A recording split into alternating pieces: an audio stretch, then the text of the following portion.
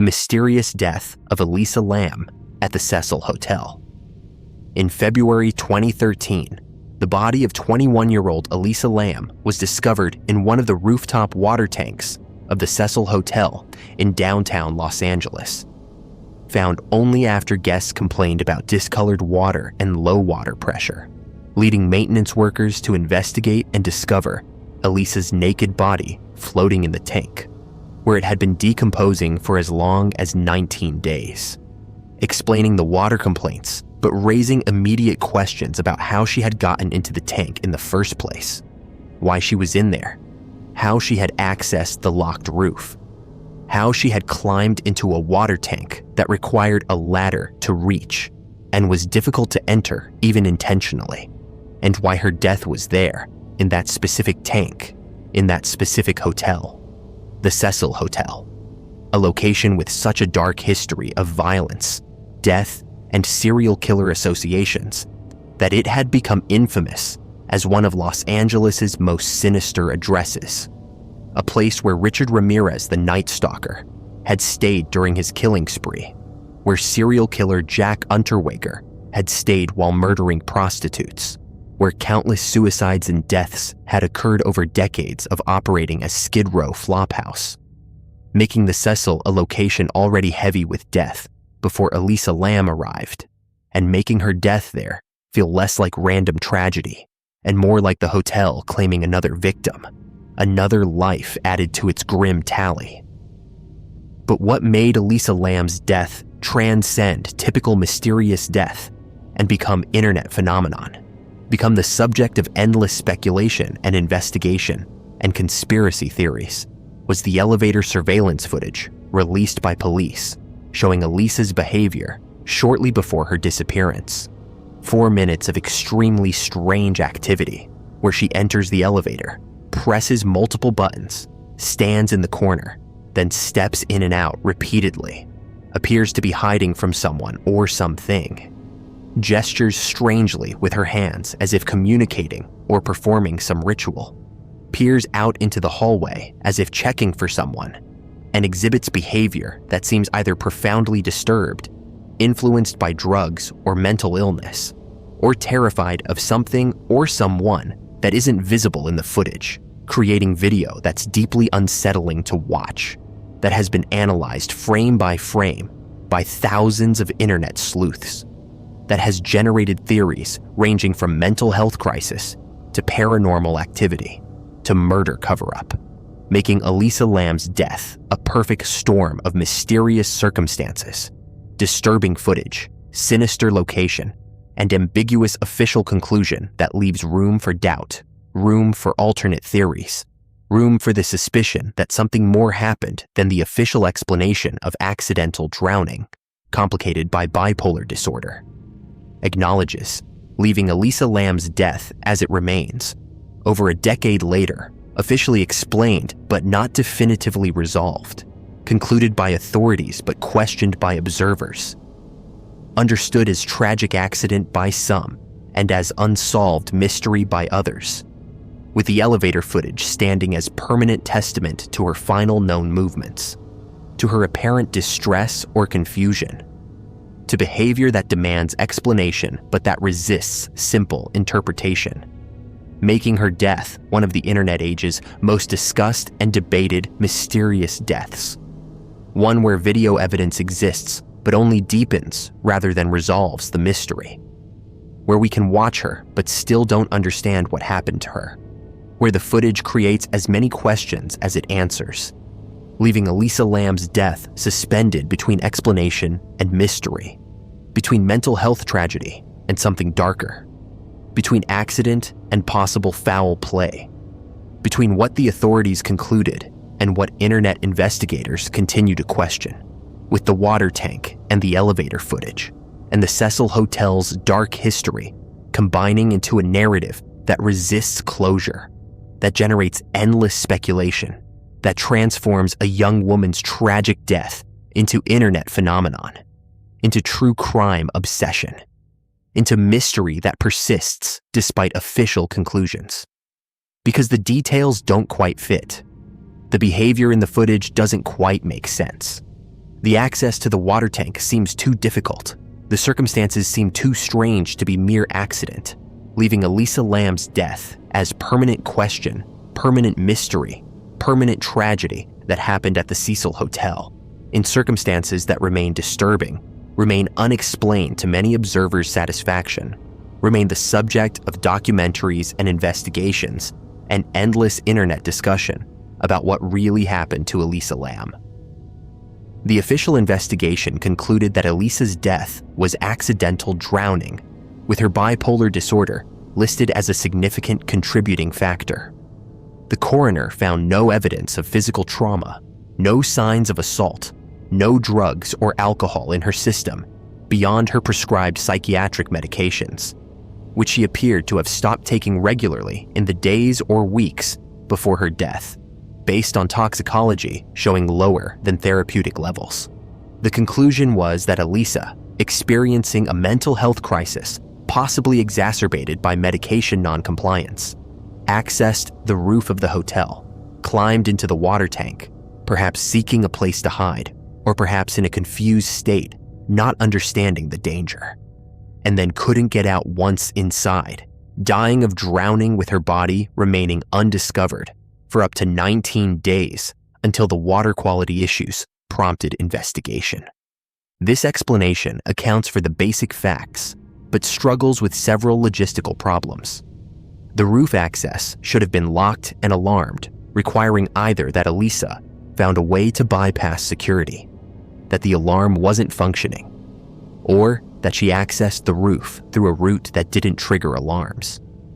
The water tank itself was difficult to access, requiring climbing a ladder and then lifting or removing a heavy lid that was on top of the tank.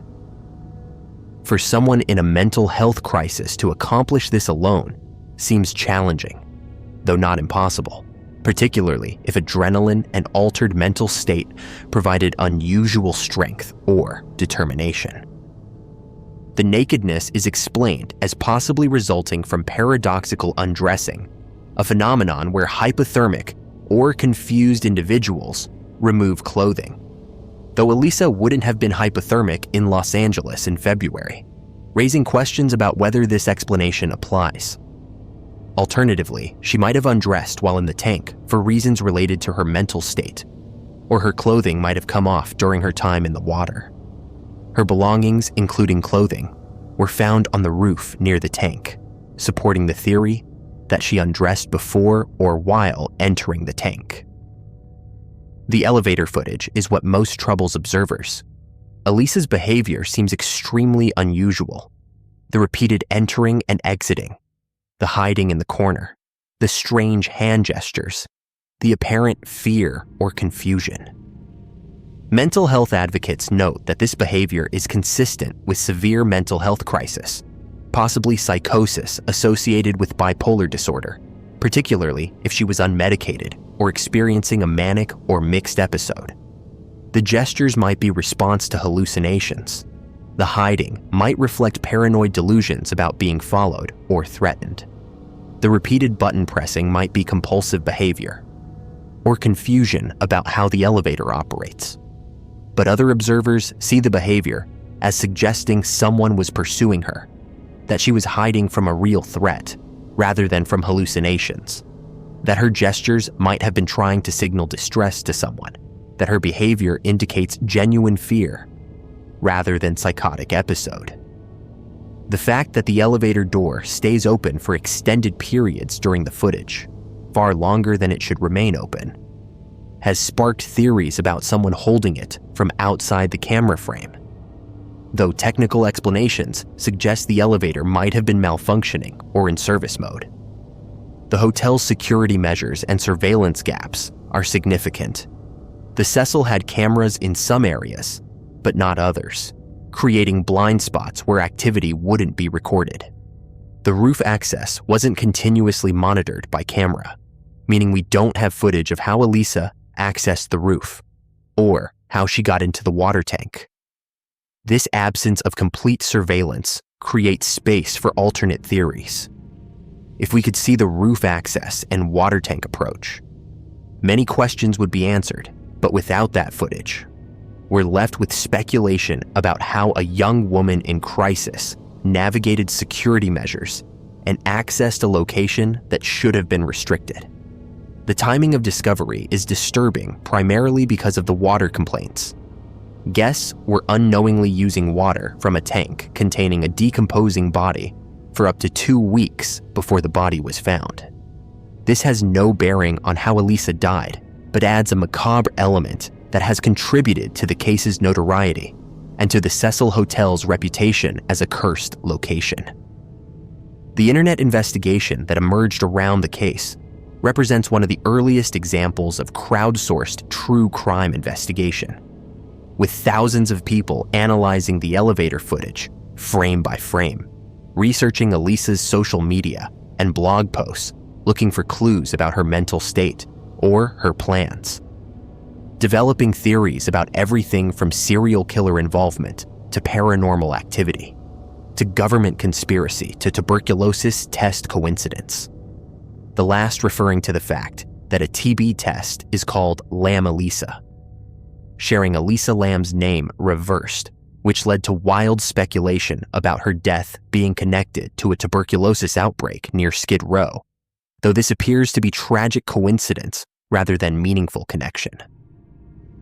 The harm caused by internet investigation in this case is significant. Elisa's family's grief was compounded by online speculation and conspiracy theories. Individuals who appeared in the hotel's surveillance footage, or who were near the hotel, were accused of involvement without evidence, their lives disrupted by false accusations from online investigators convinced they'd identified a suspect. The case demonstrates both the power and the danger of crowdsourced investigation, the power to bring attention to cases and to generate new investigative angles, but the danger of false accusations, conspiracy theory amplification, and the transformation of tragedy into entertainment. The Cecil Hotel's history contributed significantly to suspicion around Elisa's death. The hotel had been site of multiple murders, suicides, and unexplained deaths over its nearly century of operation. Beyond the serial killer connections, Ramirez and Unterweger, staying there during their killing sprees, the hotel had been location where people died with disturbing regularity, where violence and drug activity were common, where the transient population and Skid Row location created an atmosphere of danger and instability. This history primed observers to see Elisa's death as potentially sinister rather than accidental, to suspect that the hotel itself or something about the location was responsible, generating theories about curses, about paranormal activity, about the Cecil claiming victims as if it were a malevolent entity rather than merely building with unfortunate history in challenging neighborhood. The mental health angle is crucial and often insufficiently emphasized in discussion of the case. Elisa had been diagnosed with bipolar disorder and depression, was on medication, and based on her blog posts and social media, appeared to be struggling with her mental health in the period before her death. Her trip to California was solo travel that she'd embarked on despite her parents' concerns, suggesting possible manic episode or elevated mood that gave her confidence to travel alone, despite the risks such travel might pose for someone with unstable mental health. The elevator footage, when viewed through mental health lens rather than through mystery lens, shows someone in crisis experiencing symptoms that could be consistent with psychosis, paranoia, or severe anxiety. Symptoms that people with bipolar disorder can experience during episodes, particularly when unmedicated or undermedicated. The tragedy is that mental health crisis appears to have led to a vulnerable young woman accessing a dangerous location where she died accidentally. And this tragic but explicable death has been transformed by internet culture into mystery that obscures rather than honors her humanity, that treats her death as puzzle to be solved rather than as a person's life that ended in terrible circumstances. The conspiracy theories and endless speculation can feel disrespectful to Elisa and to her family, reducing her to an enigma to an unsolved case, to an internet mystery, rather than acknowledging her as a real person who struggled with real mental health challenges that contributed to her death. The lesson extends beyond the specific case to questions about how we discuss mysterious deaths, how we balance legitimate questions and investigation with respect for the deceased and their families, how we distinguish between evidence-based skepticism of official conclusions and baseless conspiracy theories, how we prevent amateur investigation from causing harm, while still acknowledging that sometimes official investigations are incomplete or incorrect, and that outside attention can be valuable. The Elisa Lam case occupies uncertain space where the official explanation is probably correct, but where the circumstances are strange enough that continued questioning doesn't seem entirely unreasonable, creating a situation where some level of speculation feels justified while also creating harm through baseless accusations and disrespectful theorizing. Whether Elisa Lam's death was tragic accident resulting from mental health crisis, whether it was something more sinister that hasn't been adequately investigated, or whether the truth lies somewhere between these positions, accepting the accidental death conclusion while also acknowledging that some questions remain about how exactly she accessed the tank and whether any other parties were involved in ways that weren't determined. The case stands as a reminder that mysterious circumstances don't necessarily indicate mystery that requires exotic explanation, that sometimes the most likely explanation is the correct one even when details seem strange, that mental health crises can lead to behaviors and outcomes that seem inexplicable to observers who don't understand the internal experience of severe psychological distress, and that the internet age has transformed how we engage with true crime and mysterious deaths in ways that can be both illuminating and harmful, both bringing attention to cases that might otherwise be overlooked and generating false theories that cause real damage to real people, leaving Elisa Lam's death as it remains. Officially explained as accidental drowning complicated by mental illness, questioned by many who find that explanation insufficient, memorialized through endless internet discussion that ranges from thoughtful analysis to baseless conspiracy theory, and ultimately understood differently by different observers, depending on whether they trust official conclusions or whether they see the strange circumstances as evidence of something more, whether they view the elevator footage as documenting mental health crisis or as showing someone genuinely being pursued or threatened, whether they accept that sometimes tragic accidents happen in ways that seem improbable, or whether they believe the improbability itself suggests that more investigation is warranted, leaving Elisa Lam's death as permanent fixture of internet true crime discussion, as case that won't be forgotten, because the footage exists, because the circumstances were strange, because the Cecil Hotel's dark history makes any death there seem potentially sinister, and because a young woman died in circumstances that feel like they should have been preventable, that trigger our desire to find explanation beyond accident, beyond mental health crisis, beyond the tragic reality that sometimes people die in ways that seem inexplicable, but that are ultimately the result of illness and circumstance rather than of mystery or malevolence, leaving Elisa Lam's memory caught between being honored as victim of tragic accident and being treated as subject of endless speculation, between being acknowledged as person who struggled with mental health and being reduced to internet mystery, between the explanation that authorities provided and the doubts that observers maintain. Suspended as she was in that water tank, suspended between life and death, suspended between known and unknown, suspended in the permanent, uncertain space where her case remains, explained but questioned, concluded but unresolved, tragic but mysterious. A death at the Cecil Hotel that was either exactly what it appears to be or something else entirely, depending on who's analyzing it, who's discussing it, who's trying to understand what happened to Elisa Lam in February 2013.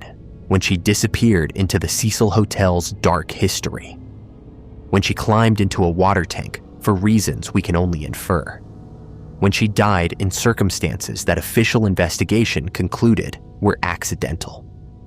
But that continued to trouble observers who watch that elevator footage and see behavior that demands explanation. That suggests something more happened than simple mental health crisis, or who accept the mental health explanation but still feel profound sadness that a young woman experiencing crisis ended up alone on a roof, alone in a water tank, alone in her final moments in ways that feel like failure. Failure of mental health systems, failure of hotel security, failure of circumstances to align in ways that might have saved her, leaving her death as permanent tragedy, permanent mystery, permanent case that internet age has made impossible to forget, that surveillance footage has made impossible to ignore, that strange circumstances have made impossible to explain to everyone's satisfaction, leaving Elisa Lam's death as it will likely always remain. A tragedy that official investigation concluded was accidental, but that observers continue to question, continue to analyze, continue to discuss, making her one of the most discussed deaths of the internet era. One where we have footage of her final known moments, but where that footage only deepens the mystery, only increases the questions, only makes us wonder what was happening in those 4 minutes in the elevator, what she was afraid of, what she was trying to communicate, what happened to her in the hours after that footage, when she somehow accessed the roof and climbed into a water tank where she would die, and where her body would remain for weeks before being discovered, leaving Elisa Lam's death as permanent question about what happened at the Cecil Hotel, about what took a young woman's life in circumstances that remain disturbing, remain unexplained to many, remain the subject of endless speculation that has transformed her death into mystery that persists, that endures, that makes the Cecil Hotel even more infamous than it was before, makes Elisa Lam's name synonymous with internet age mysterious death, makes her case the example of how surveillance footage can document but not explain, can show us what happened but not why, can create evidence that generates more questions than answers, leaving us with the footage, with the water tank, with the questions, with the tragedy of a young woman who died at 21.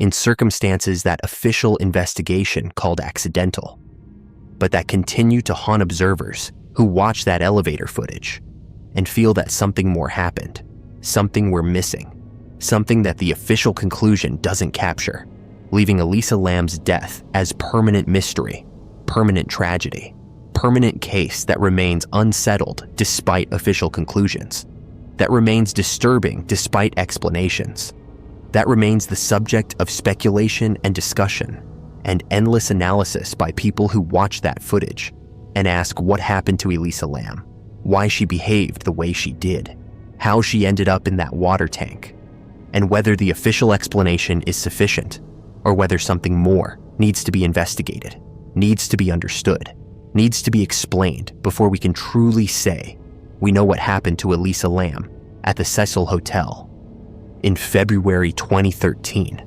when she disappeared and died in circumstances that remain, after all these years, profoundly disturbing, profoundly mysterious, and profoundly tragic. The mystery of closed, time-like curves, time travel's dark implications, in the mathematics of general relativity, in the equations that Einstein developed to describe how space-time curves and warps around mass and energy. There exist certain solutions that shouldn't be possible, that violate our intuitive understanding of causality and temporal progression, but that are nonetheless mathematically valid, perfectly consistent with the laws of physics as we understand them. These solutions are called closed time-like curves, or CTCS, paths through spacetime that loop back on themselves, world lines that return to their starting point, not just in space, but in time, trajectories that, if followed, would bring a traveler back to the moment they departed, allowing them to encounter their past self, to potentially change events that from their perspective have already occurred, to create the grandfather paradoxes and bootstrap paradoxes that science fiction has explored for decades, but that physics suggests might actually be possible under certain extreme conditions. The Gödel metric, the Tipler cylinder, the rotating black hole solutions. Multiple frameworks in general relativity permit CTCs, allow for space-time configurations where time travel to the past becomes geometrically possible, where the future can causally influence the past, where the arrow of time becomes circular rather than linear.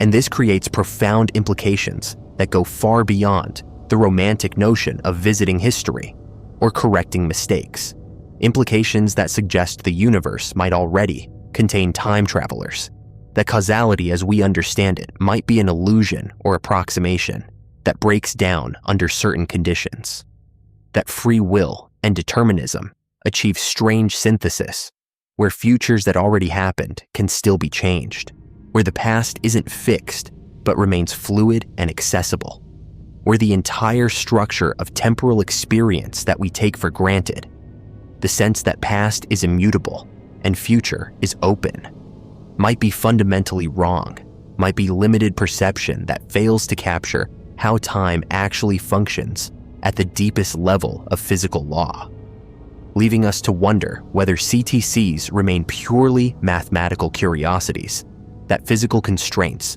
prevent from existing in reality, or whether they might actually occur in extreme astrophysical conditions, or might be engineerable by sufficiently advanced civilizations. And if they exist or can be created, what dark implications follow from the possibility of causal loops, of events that cause themselves, of information or matter traveling backward through time to alter the conditions that produced them, creating logical paradoxes that either must be resolved through exotic physics, like the many worlds interpretation, or that might prove that time travel, despite being mathematically permitted, is physically impossible for reasons we don't yet understand, leaving closed time-like curves as the most disturbing prediction of general relativity. The feature of space-time geometry that suggests everything we believe about cause and effect and temporal progression might be parochial and incomplete, valid only in the limited regions of space-time we've experienced, breaking down in circumstances we haven't encountered, but that physics says should be possible.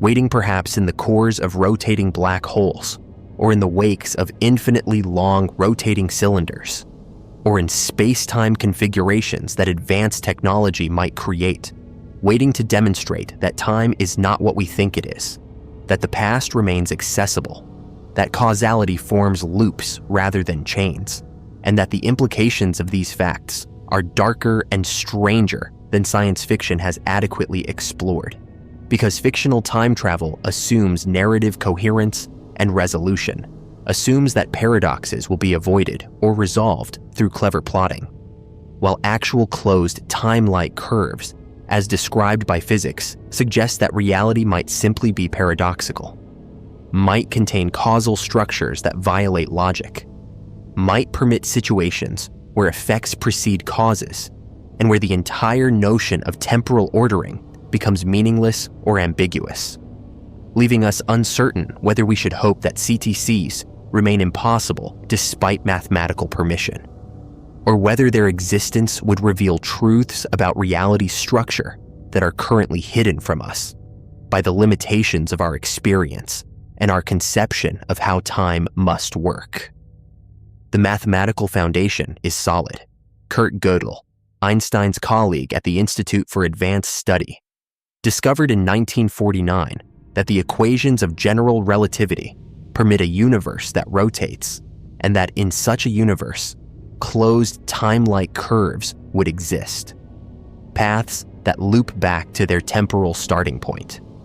Einstein was disturbed by this solution because it suggested his theory might allow violations of causality, though Gödel argued that the solution simply revealed something true about time that our intuitions had missed, that the possibility of returning to the past demonstrated that time isn't fundamentally different from space, that the flow of time we experience is subjective rather than objective, that the universe itself is a four-dimensional block where past, present, and future coexist eternally, and the distinction between them is merely perspectival.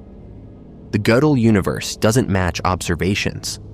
Our universe doesn't appear to rotate in the way his solution requires. But the existence of the solution proves that general relativity permits CTCs under at least some conditions, establishing that time travel to the past isn't forbidden by the fundamental laws of physics, even if the specific conditions required don't obtain in our actual universe. This opened the question of whether other solutions, perhaps more physically realistic, might also permit CTCs. The Tipler cylinder is another CTC solution. Proposed by physicist Frank Tipler in 1974, it involves an infinitely long cylinder of dense matter radiating at speeds approaching light speed.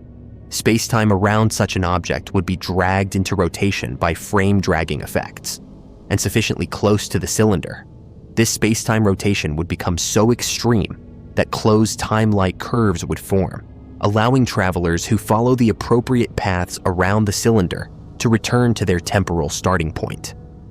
The practical problems are insurmountable: infinite length, enormous density, relativistic rotation speeds. But the solution proves that CTCs aren't limited to exotic universe-scale configurations, like Gödel's rotating cosmos, that they could in principle exist around specific objects if those objects have the right properties. Rotating black holes, described by the Kerr metric, also contain CTCs in their interior regions. The singularity inside a rotating black hole isn't a point, but a ring, and the space-time geometry in the region inside this ring, singularity permits closed time-like curves. Travelers who somehow survived crossing the event horizon and the inner Cauchy horizon could in principle navigate these CTCs, traveling backward in time. Of course, the tidal forces and radiation would destroy any physical traveler, and the Cauchy horizon is likely unstable in ways that prevent CTCs from actually being traversable.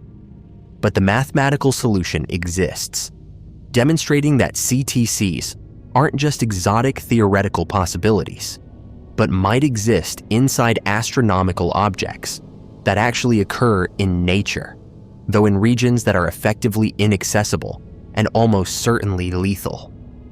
The wormhole scenarios that Carl Sagan popularized and that Kip Thorne analyzed rigorously can also create CTCs under certain conditions. If you create a wormhole connecting two regions of space, then accelerate one mouth of the wormhole to near light speed while leaving the other stationary, time dilation effects will cause the two mouths to experience time at different rates.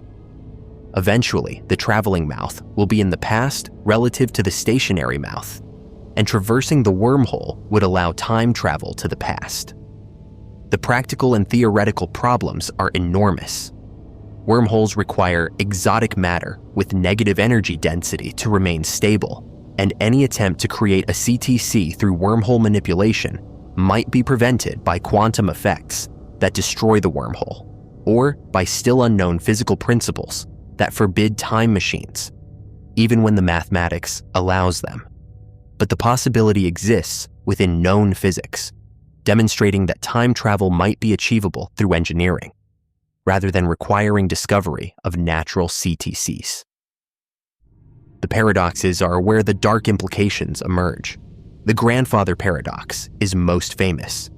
You travel back in time and kill your grandfather before he had children, preventing your own birth, which means you never existed to travel back in time, which means your grandfather lived and had children, which means you were born and traveled back to kill him, creating an infinite logical loop with no consistent resolution. The bootstrap paradox is equally troubling.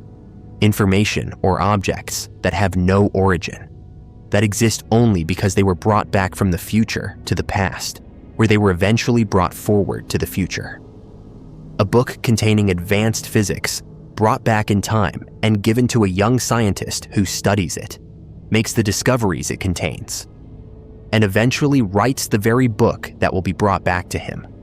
But where did the information in the book originally come from?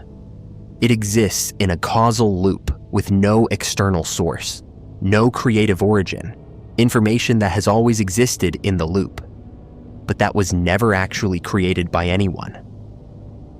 The possible resolutions to these paradoxes reveal the dark implications.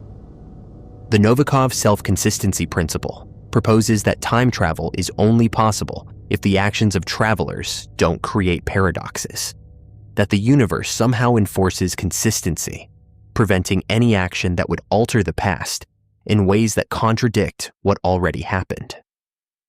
In this framework, free will for time travelers becomes limited or illusory.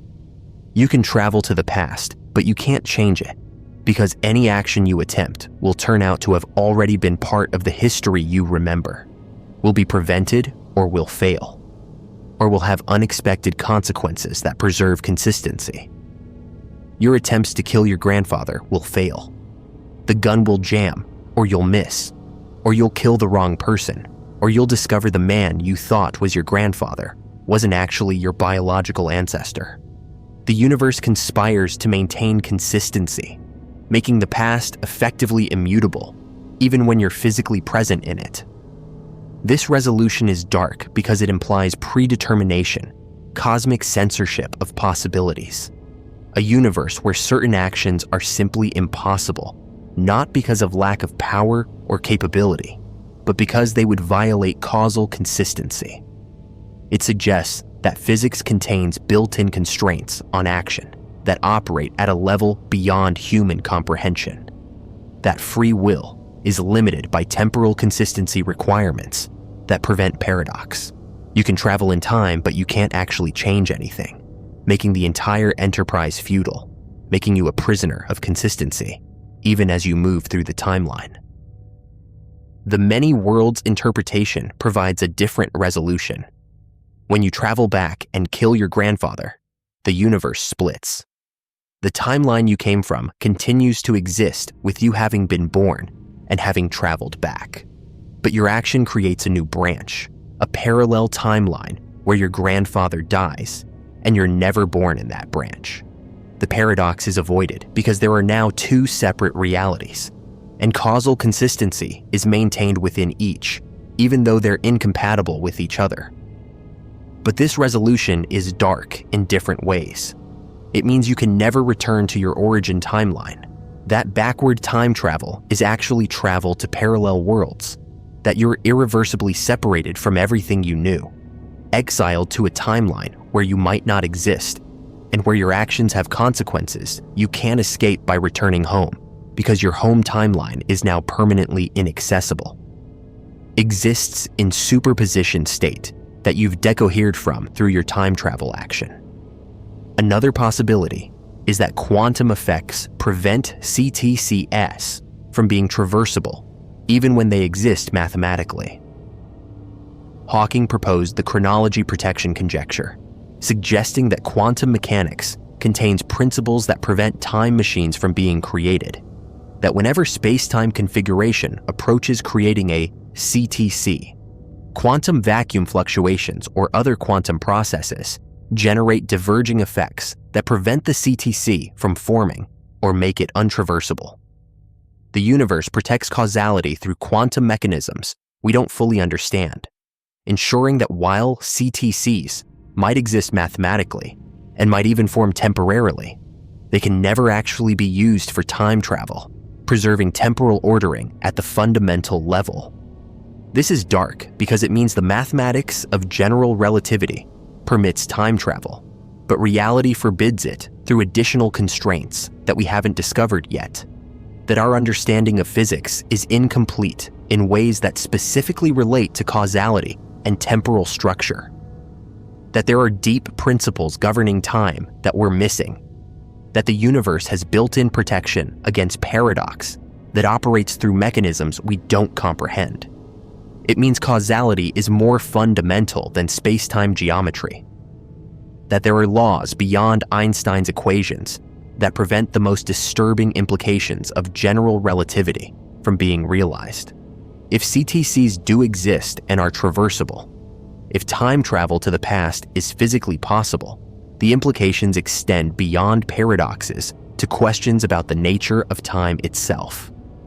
The block universe interpretation suggests that past, present, and future all exist simultaneously in the four-dimensional space-time manifold, that the flow of time is illusion created by consciousness, experiencing space-time sequentially, rather than all at once. CTCS support this interpretation because they suggest time is just another dimension like space, that traveling through time is geometrically equivalent to traveling through space, that the distinction we make between past and future is anthropocentric rather than fundamental to physics. But this means everything that will ever happen has in some sense already happened, that the future exists just as concretely as the past, that free will is either illusory or operates in ways we don't understand, that the open future we believe we're creating through our choices already exists as determined fact in the block universe, making choice and agency mysterious or impossible. If the future exists and can be visited via CTCs, then it's fixed, then everything is predetermined, then the sense of possibilities and potential is false, is just ignorance of what's already actualized in the complete four-dimensional structure of space-time. The question of whether we're already living in a universe that contains time travelers from the future is disturbing to contemplate. If CTCs are possible, if advanced civilizations or future humans have access to time travel technology, they might be present in our current time, observing or influencing events, creating the very history we're experiencing.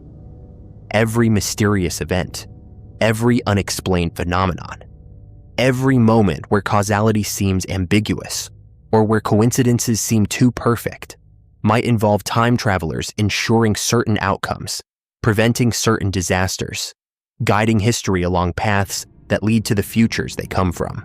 The absence of obvious time travelers might mean time travel is impossible, or might mean travelers are careful to avoid detection, or might mean we can't recognize them because they appear as ordinary people, or might mean the Novikov principle prevents actions that would make time travel obvious because such actions would create paradoxes. The lack of evidence for time travelers could be evidence that chronology protection works, or could be evidence that time travelers are successfully hiding, or could be evidence that we don't know what to look for, that time travelers don't match our expectations of what they'd be like. If you could travel backward in time, the ethical implications are staggering. Do you have obligation to prevent atrocities you know will occur? Do you have right to change history for what you believe is the better, imposing your values on alternate timeline?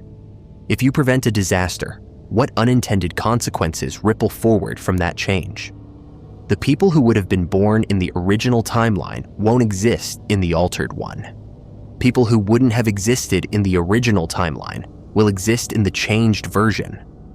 Are you committing genocide and creation simultaneously? The moral weight of changing history, of having that power, of deciding which version of events should be real, is beyond anything human ethics has developed frameworks for addressing. The possibility that CTCs exist naturally or could be engineered by advanced civilizations suggests that causality, as we experience it, might be local and approximate, valid only in the limited regions of space-time we inhabit, breaking down in extreme conditions where the full implications of general relativity manifest. We live our lives assuming the past is fixed and the future is open, assuming causes precede effects, assuming time flows forward uniformly.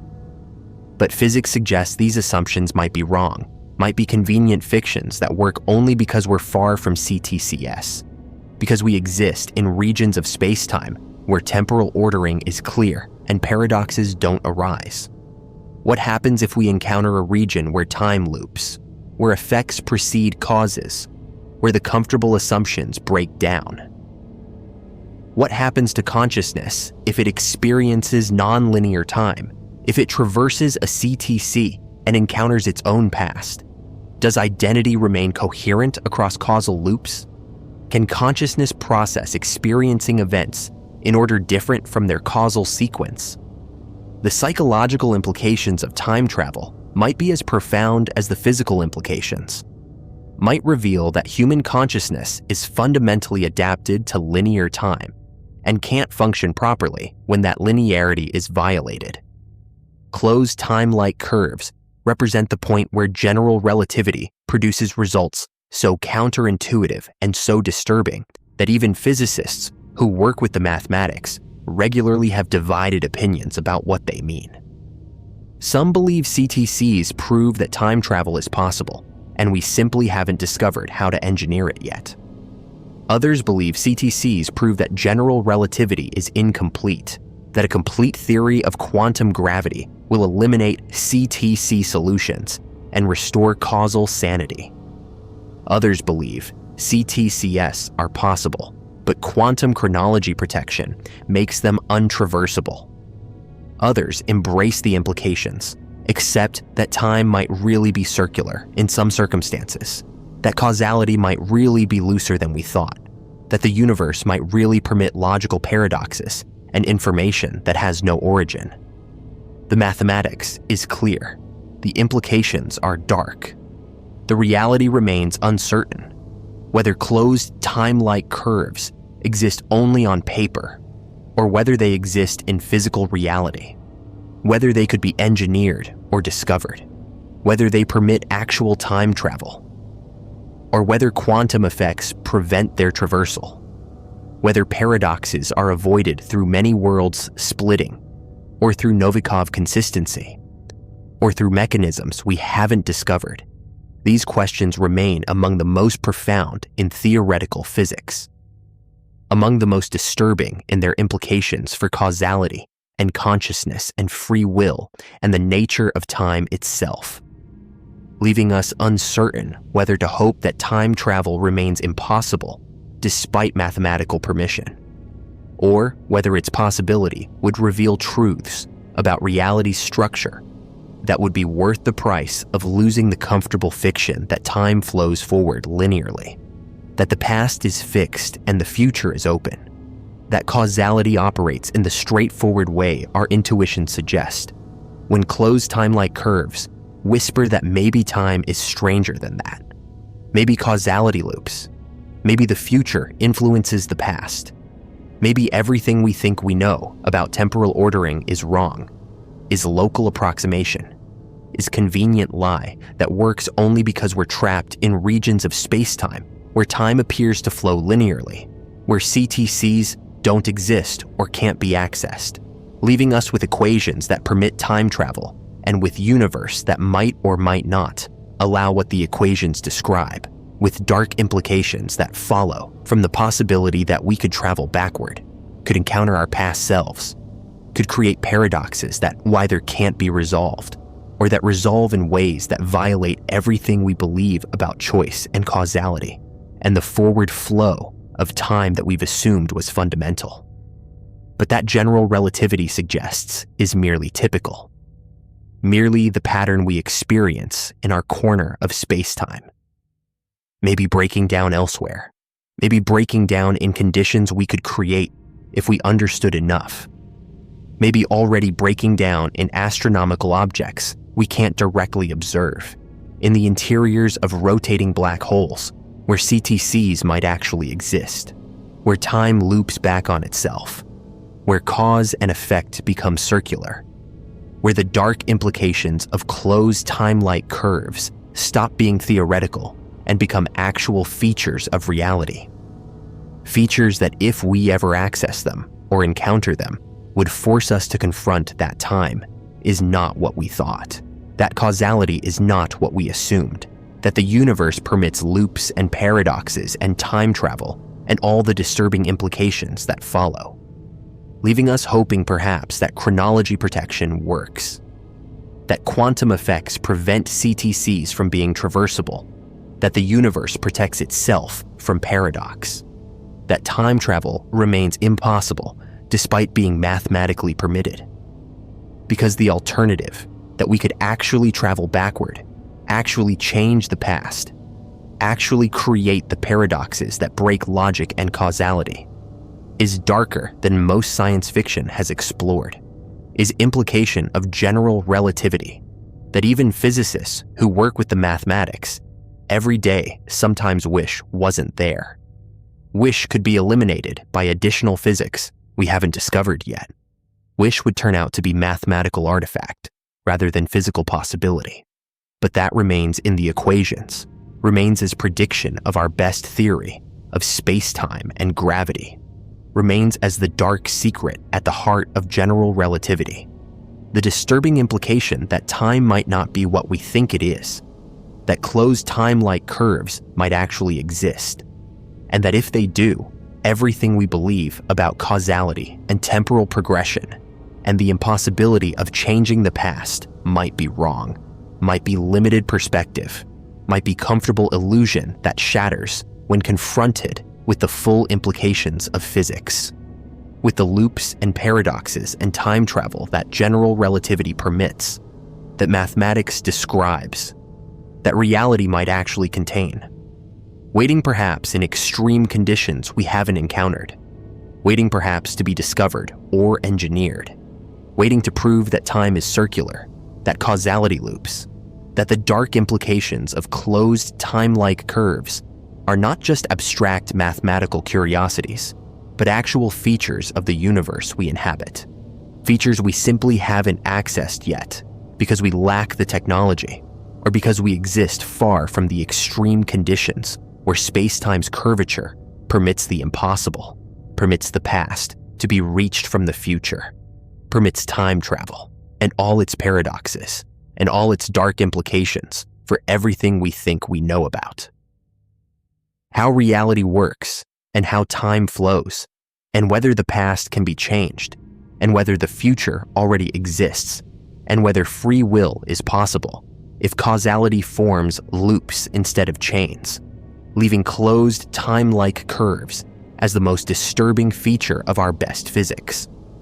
The prediction we hope is wrong, but that mathematics says is right. The dark implication that won't go away no matter how much we wish it would, that remains embedded in general relativity, that remains possible, that remains waiting. The Overtown Bridge, where dogs jump to their deaths. There's a Victorian stone bridge in Scotland, built in 1895, that spans a rocky gorge near the village of Milton in West Dunbartonshire. It's a beautiful structure, the kind that appears on postcards and tourist guides. Ornate stonework arching gracefully above a 50-foot drop to the Overtoun Burn below. People walk across it regularly, enjoying the views of the surrounding countryside and the historic Overtoun house that stands nearby. But dogs, specifically dogs on leashes being walked by their owners, will suddenly, without warning or apparent provocation, leap over the parapet wall to the rocks below. They don't stumble or slip. They don't act distressed or panicked before jumping. They simply reach a certain point on the bridge, usually on the same side and in the same general area. And then they leap deliberately over the edge as if something below is calling them, as if the 50-foot drop doesn't exist in their perception, as if whatever they're compelled toward is worth jumping for despite the physics of the fall and the rocks waiting at the bottom. Since the 1950s, at least 600 dogs have jumped, and approximately 50 have died from the fall. Numbers that far exceed what coincidence or accident should produce, creating a pattern so consistent that locals call Overtoun Bridge the dog suicide bridge, though the word suicide implies intent that we can't confirm in animals, leaving the question of why they jump as mysterious as the fact that they do, creating a phenomenon that has attracted animal behavior experts, paranormal investigators, and scientists trying to understand what specific property of this specific bridge causes this specific behavior in dogs, and only at this one location, suggesting that something about the bridge or the gorge it spans affects canine perception or instinct in ways that override their survival drive and compel them to leap to probable death. The victims are almost exclusively long-nosed breeds: collies, Labradors, retrievers. Dogs with enhanced olfactory capabilities, whose sense of smell dominates their sensory experience of the world. This breed specificity is one of the few consistent elements in an otherwise baffling pattern. The jumps occur most frequently on clear, sunny days, rarely in rain or poor weather. The dogs jump from the same side of the bridge, the right side, when walking from the village toward Overtoun House, and usually from the same stretch of parapet between the last two turrets.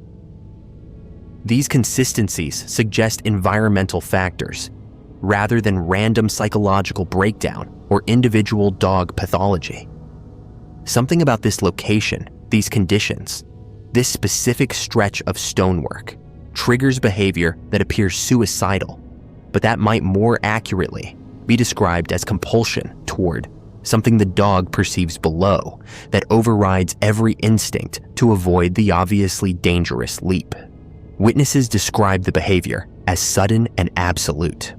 Dogs that were walking calmly, showing no signs of distress or unusual interest, will abruptly lunge toward the parapet, pulling against their leashes with strength that sometimes tears the lead from the owner's hands.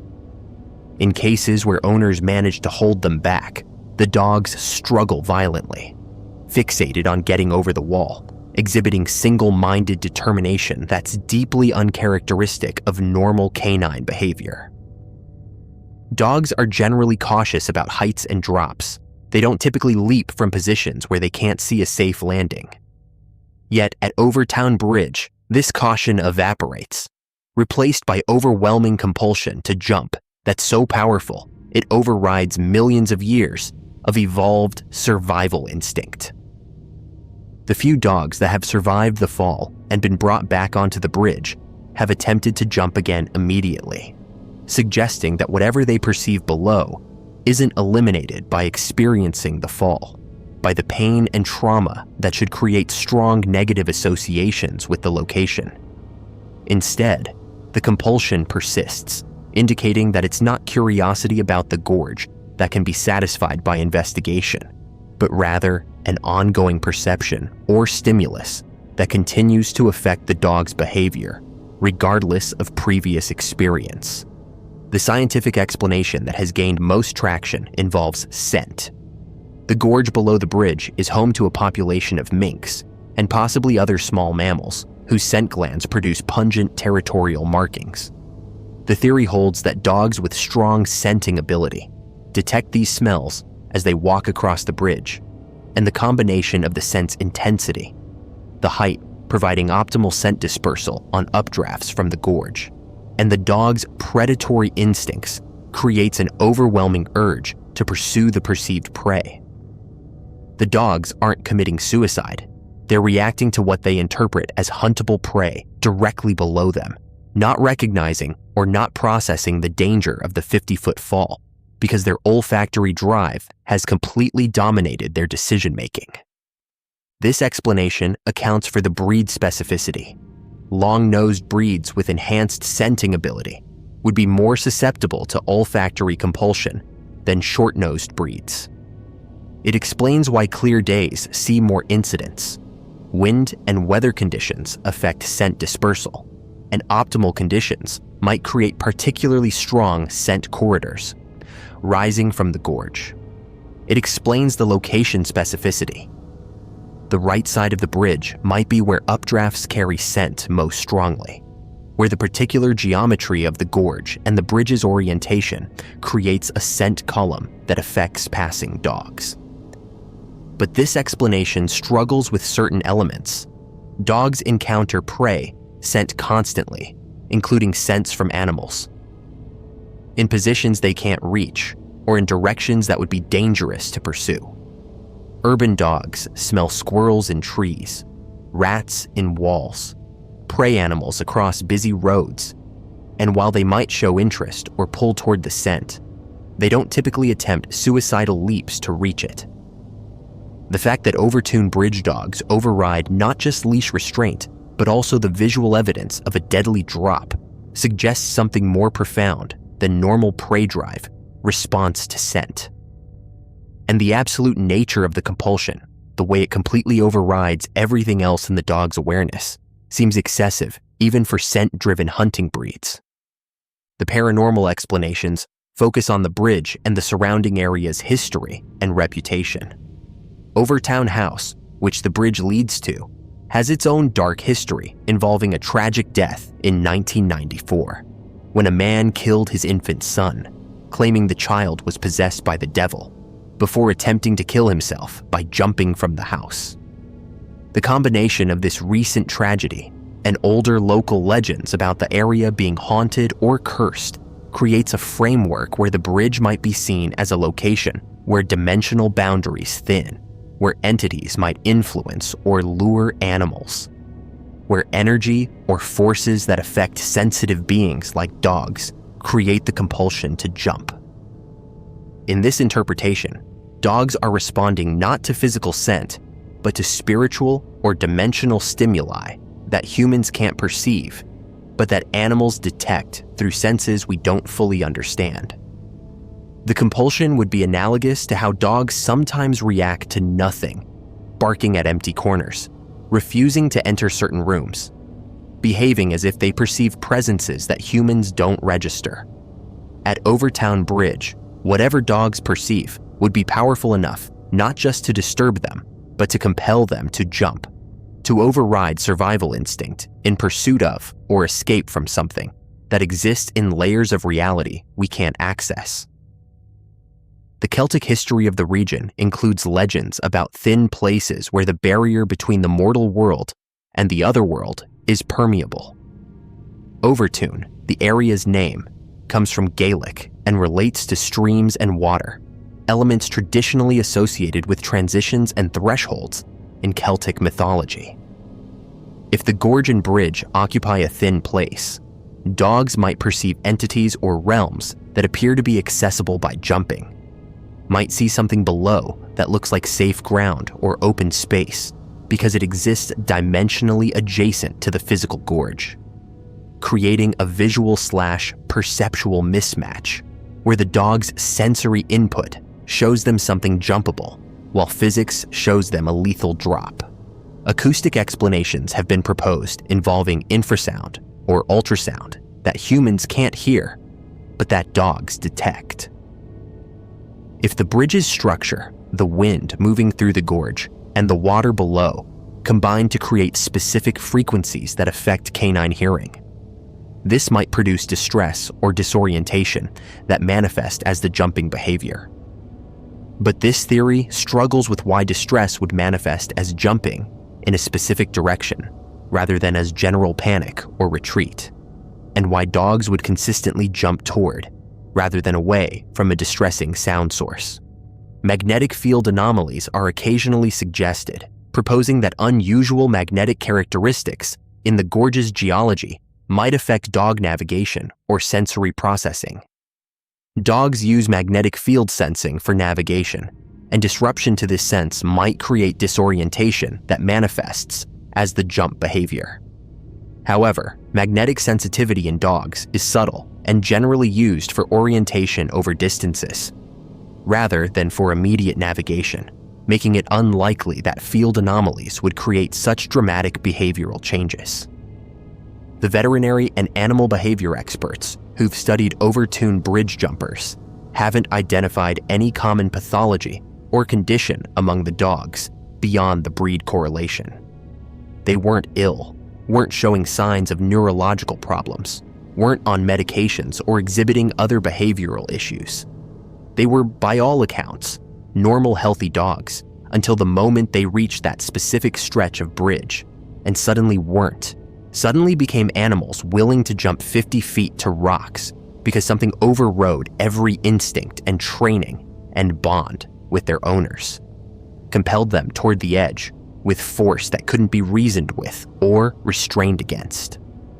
The question of awareness, whether the dogs understand they're jumping to probable death, is philosophically murky.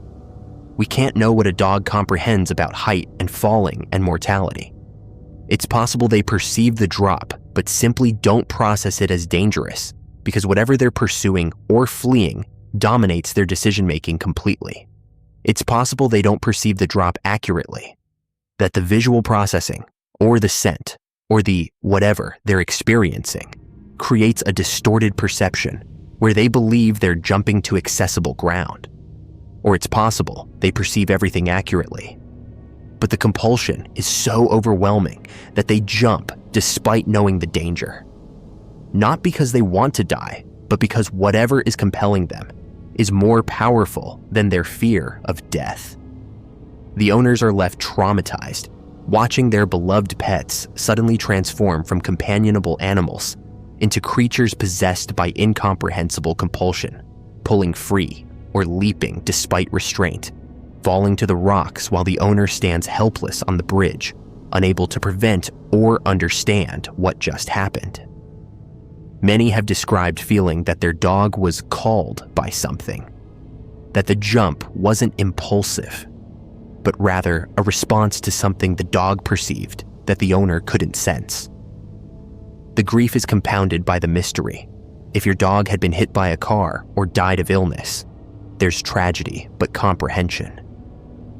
When your dog deliberately jumps off a bridge for no discernible reason, the grief includes profound confusion about who or what your dog was in that moment, what they perceived, why they abandoned safety and bond with you to leap into empty air. Warning signs have been posted. Local authorities and animal welfare groups have publicized the phenomenon, advising dog walkers to keep their pets on short leashes, to use the left side of the bridge, to potentially avoid the bridge entirely if possible. These warnings have reduced but not eliminated the incidents, suggesting that awareness and caution can help but can't completely prevent the behavior when dogs encounter whatever stimulus triggers it. The bridge itself can't be easily modified. It's a listed historic structure, protected as an example of Victorian architecture, and the parapet height is set by the original design. Raising the walls would require permissions that balance historical preservation against animal safety, a bureaucratic process that moves slowly, even as dogs continue to jump. Some have suggested closing the bridge to pedestrians with dogs, but it's a public right-of-way and completely prohibiting. A category of user is legally and practically complicated. The phenomenon has attracted enough attention that Overtown Bridge appears in lists of the world's most mysterious locations, profiled in documentaries and paranormal investigations, studied by animal behaviorists, and addressed in scientific papers attempting to explain the pattern. Yet it persists. Dogs still jump, still die, still provide evidence that something about this location affects canine behavior in ways we don't fully understand despite decades of observation and multiple investigative approaches.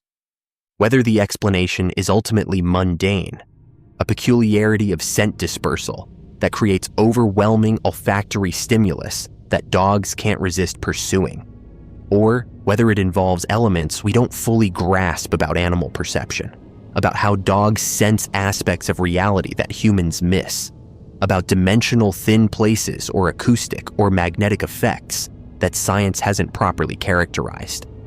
Overtown Bridge remains as testament to the fact that sometimes locations exist where normal behavior breaks down, where animals respond to stimuli we can't detect or understand, where the patterns are consistent enough that we know something is occurring, but mysterious enough that we can't definitively explain what or why. And every time a dog approaches that stretch of Victorian stonework, every time a long-nosed breed walks the right side of Overtown Bridge on a clear day, there's a chance they'll suddenly detect something, a scent, a sound, a presence, a dimensional bleeding, whatever it actually is. And they'll pull toward the parapet with a force that surprises their owner, with determination that seems impossible for a domesticated animal, with fixation that overrides every other input and every bit of training.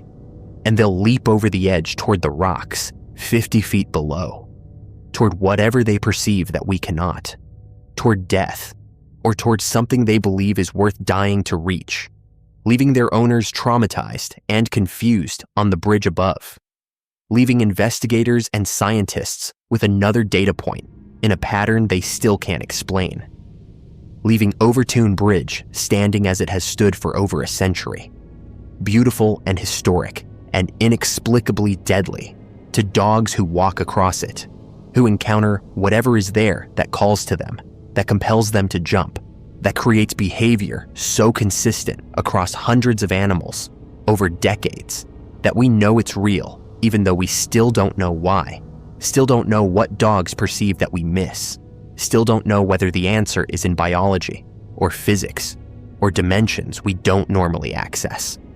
Still don't know why this bridge, why these conditions, why only dogs, why only certain breeds, why the compulsion is so absolute that survival instinct becomes irrelevant, why dogs jump to their deaths at Overtoun Bridge while humans walk across without incident, blind to whatever the dogs sense, unable to perceive whatever calls them from the gorge below, unable to stop them once they've decided to jump, to answer that call, to leap toward whatever waits in the rocks and water and air of that Scottish gorge, where something, somehow, for reasons we still cannot definitively explain, makes dogs willing to die. The pale crawlers, humanoid creatures spotted on all fours. In recent years, a disturbing pattern has emerged in online reports of cryptid encounters, sightings that share such specific characteristics across different witnesses that they've coalesced into a distinct phenomenon. People describe seeing pale, humanoid creatures moving on all fours with unnatural speed and fluidity. Entities that have human-like proportions, but move with animal mechanics. Bodies that appear emaciated and wrong. Skin that's bone white or grayish pale without pigmentation. And behavior that suggests predatory awareness combined with avoidance of direct confrontation. They're seen at night typically, on roads or in yards, or at the edges of forests, caught briefly in headlights, or seen from windows before they scuttle out of sight, with movements that witnesses describe as deeply disturbing, as wrong in ways that trigger visceral fear responses, as if something that was human once has been corrupted, or as if something not human at all has adopted a roughly humanoid form, but can't quite get the mechanics right, can't move the way humans or animals move, exists in an uncanny valley between familiar categories that makes every instinct scream that you're looking at something dangerous, something that shouldn't exist, something that's aware of you watching and that's choosing whether to retreat or to approach, watching you as intently as you're watching it from positions where it shouldn't be, doing things bodies shouldn't be able to do, being something that has no place in any taxonomy we've constructed for categorizing living things. The name Pale Crawler emerged from online communities attempting to categorize and discuss these sightings, distinguishing them from other cryptids through the specific combination of humanoid structure, quadrupedal movement, and extreme pallor that defines the reports. Before the internet allowed pattern recognition across dispersed sightings, these encounters might have been categorized variously as rake sightings, Wendigo encounters, alien experiences, or simply dismissed as misidentified animals or hoaxes. But the accumulation of reports online revealed consistency that suggests either a genuine phenomenon being documented by multiple independent witnesses or a shared cultural creation where people are unconsciously conforming their experiences or fabrications to an emerging template that the internet has made collectively available. The physical descriptions are remarkably consistent. The creatures are tall when standing, estimates range from 6 to 8 feet. But they're almost never seen upright for long, typically moving on all fours, in a gait that witnesses struggle to describe because it doesn't match how quadrupeds normally move. The limbs are elongated, particularly the arms, giving them reach that seems excessive. The joints bend in ways that appear wrong, as if the creature has extra articulation points, or as if the bones aren't structured the way human or animal skeletons are structured. The spine curves differently than a human spine would when on all fours, creating a silhouette that's disturbing even before details become clear. The skin is universally described as pale, bone white, corpse white, or sickly gray, completely lacking the pigmentation that normal mammals possess. It appears smooth rather than hairy, though some reports mention sparse or patchy hair growth. The texture is described as looking wrong, either too tight over the bones, suggesting extreme emaciation, or oddly loose as if the skin doesn't fit properly. The pallor isn't just absence of tan or the pale skin of someone who avoids sun, but rather an absolute whiteness or grayness that looks unnatural, that looks like pigmentation was never present or was somehow removed, that makes the creatures stand out starkly against normal environments, especially at night when the pale skin catches and reflects whatever light is available. The head shape varies slightly across reports, but tends toward either elongated in ways human skulls aren't, or normal proportioned, but mounted on the neck at an angle that seems wrong when the creature is horizontal. The face, when visible, is described as having human-like features, but distorted. Eyes that are too large or positioned too far apart, nose that's minimal or absent, mouth that's wide, and sometimes appears to be lipless or to have teeth that are visible even when closed. Some witnesses describe the face as almost featureless at a distance, lacking the shadows and definition that facial features should create. Others report expressions or movements of the face that suggest intelligence and awareness rather than animal blankness. The eyes receive particular attention in reports because of their unsettling quality. They're described as large, dark, reflective, in ways that suggest tapetum lucidum, like nocturnal animals possess, or sometimes as completely black without visible whites. The gaze is intense when the creature looks at witnesses, creating the sense of being assessed by something intelligent, something that's making decisions about whether the human it's observing represents threat or prey or something else. Unlike animals that typically break eye contact or that show fear responses when discovered, pale crawlers are described as maintaining their gaze, staring back at witnesses with attention that feels calculated and unnerving. The movement is what most disturbs witnesses beyond the mere appearance of the creatures. They move fast, faster than humans can sprint, crossing distances in seconds that should take longer, accelerating in ways that don't match biological capabilities of known animals. The gait is described as scuttling, crawling, or skittering, terms that convey the wrongness of the motion, the way it doesn't fit either human or animal movement patterns, but rather suggests something else, something that's moving its limbs according to different principles or different joint structures. They can climb. Reports include them scaling walls, moving along ceiling edges, ascending trees with spider-like facility, suggesting grip strength and body mechanics that exceed normal mammalian capabilities. The behavior patterns show intelligence and wariness. Pale crawlers are almost never aggressive in the accounts. Instead, they flee when discovered, moving quickly away from witnesses rather than approaching. This could suggest they're predators that prefer ambush and avoid confrontation with aware prey, or that they're simply not interested in humans and retreat when their presence is detected. But there are accounts where the creature doesn't flee, where it remains in position watching the witness, where the encounter becomes a standoff until something, the witness retreating, additional people arriving, daylight approaching, breaks the stalemate, and the creature finally disengages. Some reports describe vocalizations, clicking sounds, hissing, or noises that witnesses struggle to categorize, sounds that don't match any familiar animal repertoire.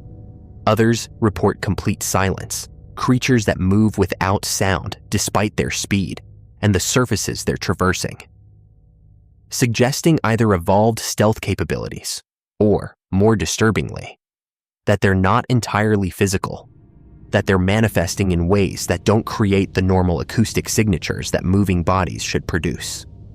The locations vary, but share certain characteristics. Pale crawlers are reported in both rural and suburban settings, rarely in dense urban environments, but not exclusively in wilderness. They appear in yards, on rural roads, at the edges of wooded areas, in parks, and areas where human habitation meets less developed land. The frequency of sightings seems to have increased in recent years, though this could reflect better reporting through internet platforms rather than actual increase in the phenomenon. They're seen globally. Reports come from North America, Europe, Australia, and elsewhere, though the density of sightings is highest in regions with active online cryptid communities that provide platforms for reporting.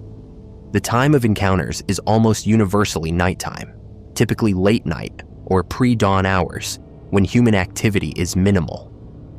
This nocturnal pattern could indicate the creatures are naturally night active, or that they're simply more visible against dark backgrounds due to their pale coloration, or that nighttime encounters are more likely to be reported and remembered because the fear response is stronger when visibility is limited and flight options are constrained. The question of what pale crawlers actually are produces the expected range of theories. Skeptics propose misidentification, people seeing known animals in poor light and interpreting them through cryptid frameworks, primed by internet exposure to the pale crawler concept. Deer, dogs, bears, coyotes can all look strange in certain lighting and angles, and human pattern recognition combined with fear can transform familiar animals into something that seems alien and threatening. The internet then provides the pale crawler label for these misidentifications, creating consistency through shared terminology rather than through genuine encounters with the same unknown entity. The hoax theory is inevitable, given that some cryptid reports are intentionally fabricated, but it struggles with the volume and distribution of pale crawler accounts.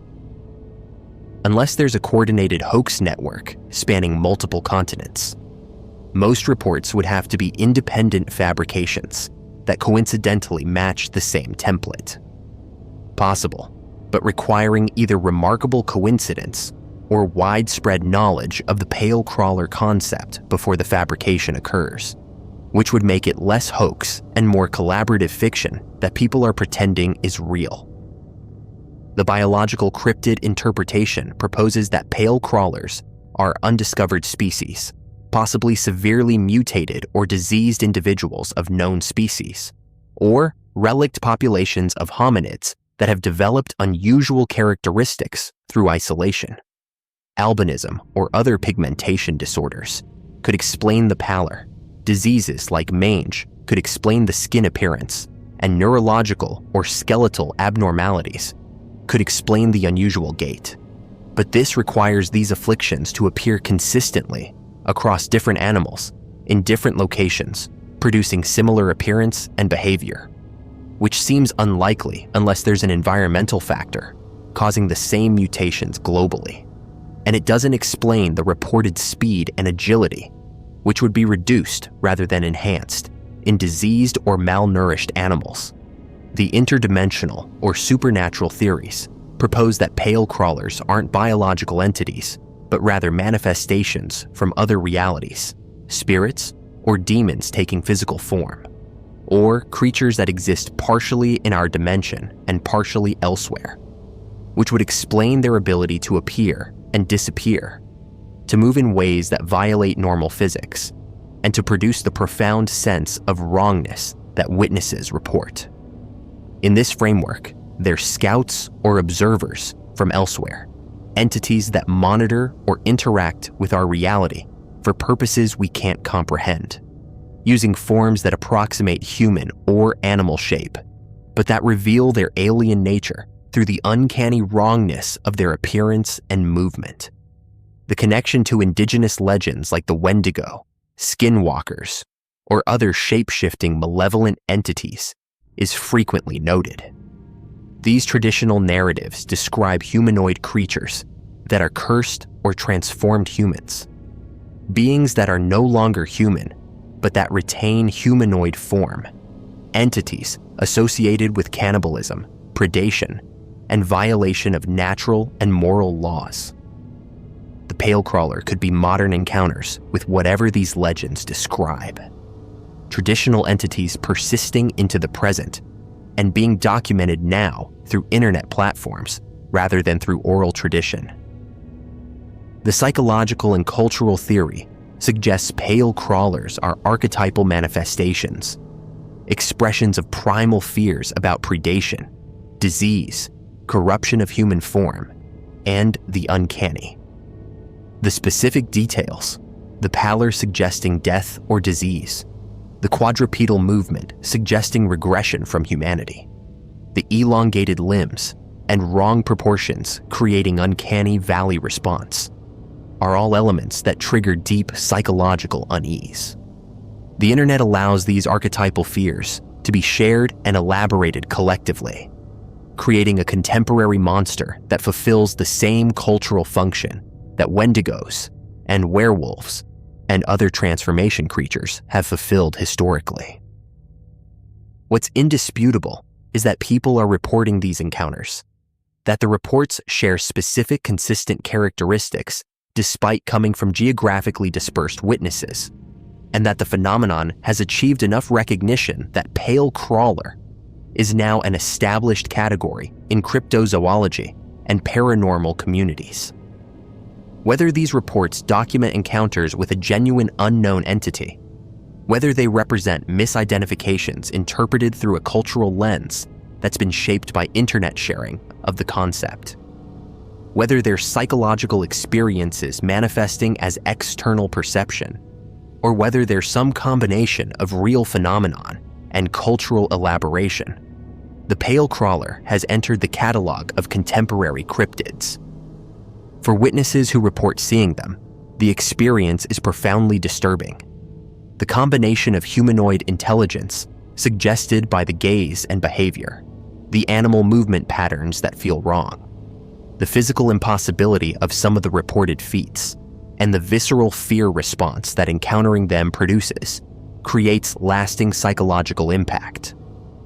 Witnesses describe persistent unease, reluctance to be outside at night, recurring thoughts about the encounter, and often ridicule or disbelief when they share their experience with others who haven't had similar encounters, creating isolation around an experience that was significant and frightening, but that can't be validated or explained satisfactorily. The pale crawler phenomenon demonstrates how cryptozoology functions in the internet age. Reports accumulate and cross-reference rapidly. Patterns emerge quickly, and entities become codified and named, even when physical evidence remains absent. Whether this represents improved documentation of genuine rare encounters that were previously dismissed or isolated, or whether it represents the creation of shared cultural monsters through the feedback effects of online communities, validating and elaborating each other's experiences and stories, depends on whether the creatures themselves are real, or whether they're emergent properties of human psychology and culture interacting through digital networks. What persists across all explanatory frameworks is that people continue to report seeing pale, humanoid creatures moving on all fours in disturbing, unnatural ways. Creatures that appear at the edges of human habitation, that watch and flee and sometimes hold their ground, that move faster than they should and appear designed for purposes we can only speculate about, that trigger fear, responses suggesting our ancient predator detection systems recognize them as threats despite their rarity and despite the lack of attacks or deaths attributable to them. the pale crawlers, whatever they are, biological cryptids, interdimensional manifestations, misidentified animals, or shared cultural creations, have established themselves in the contemporary catalog of things that might be encountered in the darkness at the edges of human settlement, things that look almost human but move like animals, things that are pale and wrong and fast, things that scuttle and crawl and watch with eyes that suggest intelligence behind them, awareness that makes the encounter feel not like surprising an animal, but like being assessed by something that's deciding what to do about the fact that you've seen it, that you're standing there, frozen, trying to process what your eyes are showing you, while your instincts scream that you're looking at a predator, at something dangerous, at something that shouldn't exist. But that's right there, moving in ways nothing should move, pale against the darkness, wrong in every detail, gone in seconds but impossible to forget, leaving you certain you saw something while everyone else insists you couldn't have. That pale crawlers aren't real, that you misidentified something normal, that your fear created the details, even though you know what you saw, know that it was there. Know that somewhere in the night, at the edges of human territory, things with pale skin and wrong proportions move on all fours at speeds nothing should achieve, watching, waiting, existing. In the space between known and unknown, where cryptids live, and where witnesses who've seen them are left with experiences that can't be proven and can't be forgotten, can only be shared with others who've seen them too, and who know, despite all skepticism and all reasonable doubt, that the pale crawlers are real, are out there, and that encountering them is an experience that changes how you think about what exists in the dark spaces of the world. The Ong's Hat incident, interdimensional travel in New Jersey.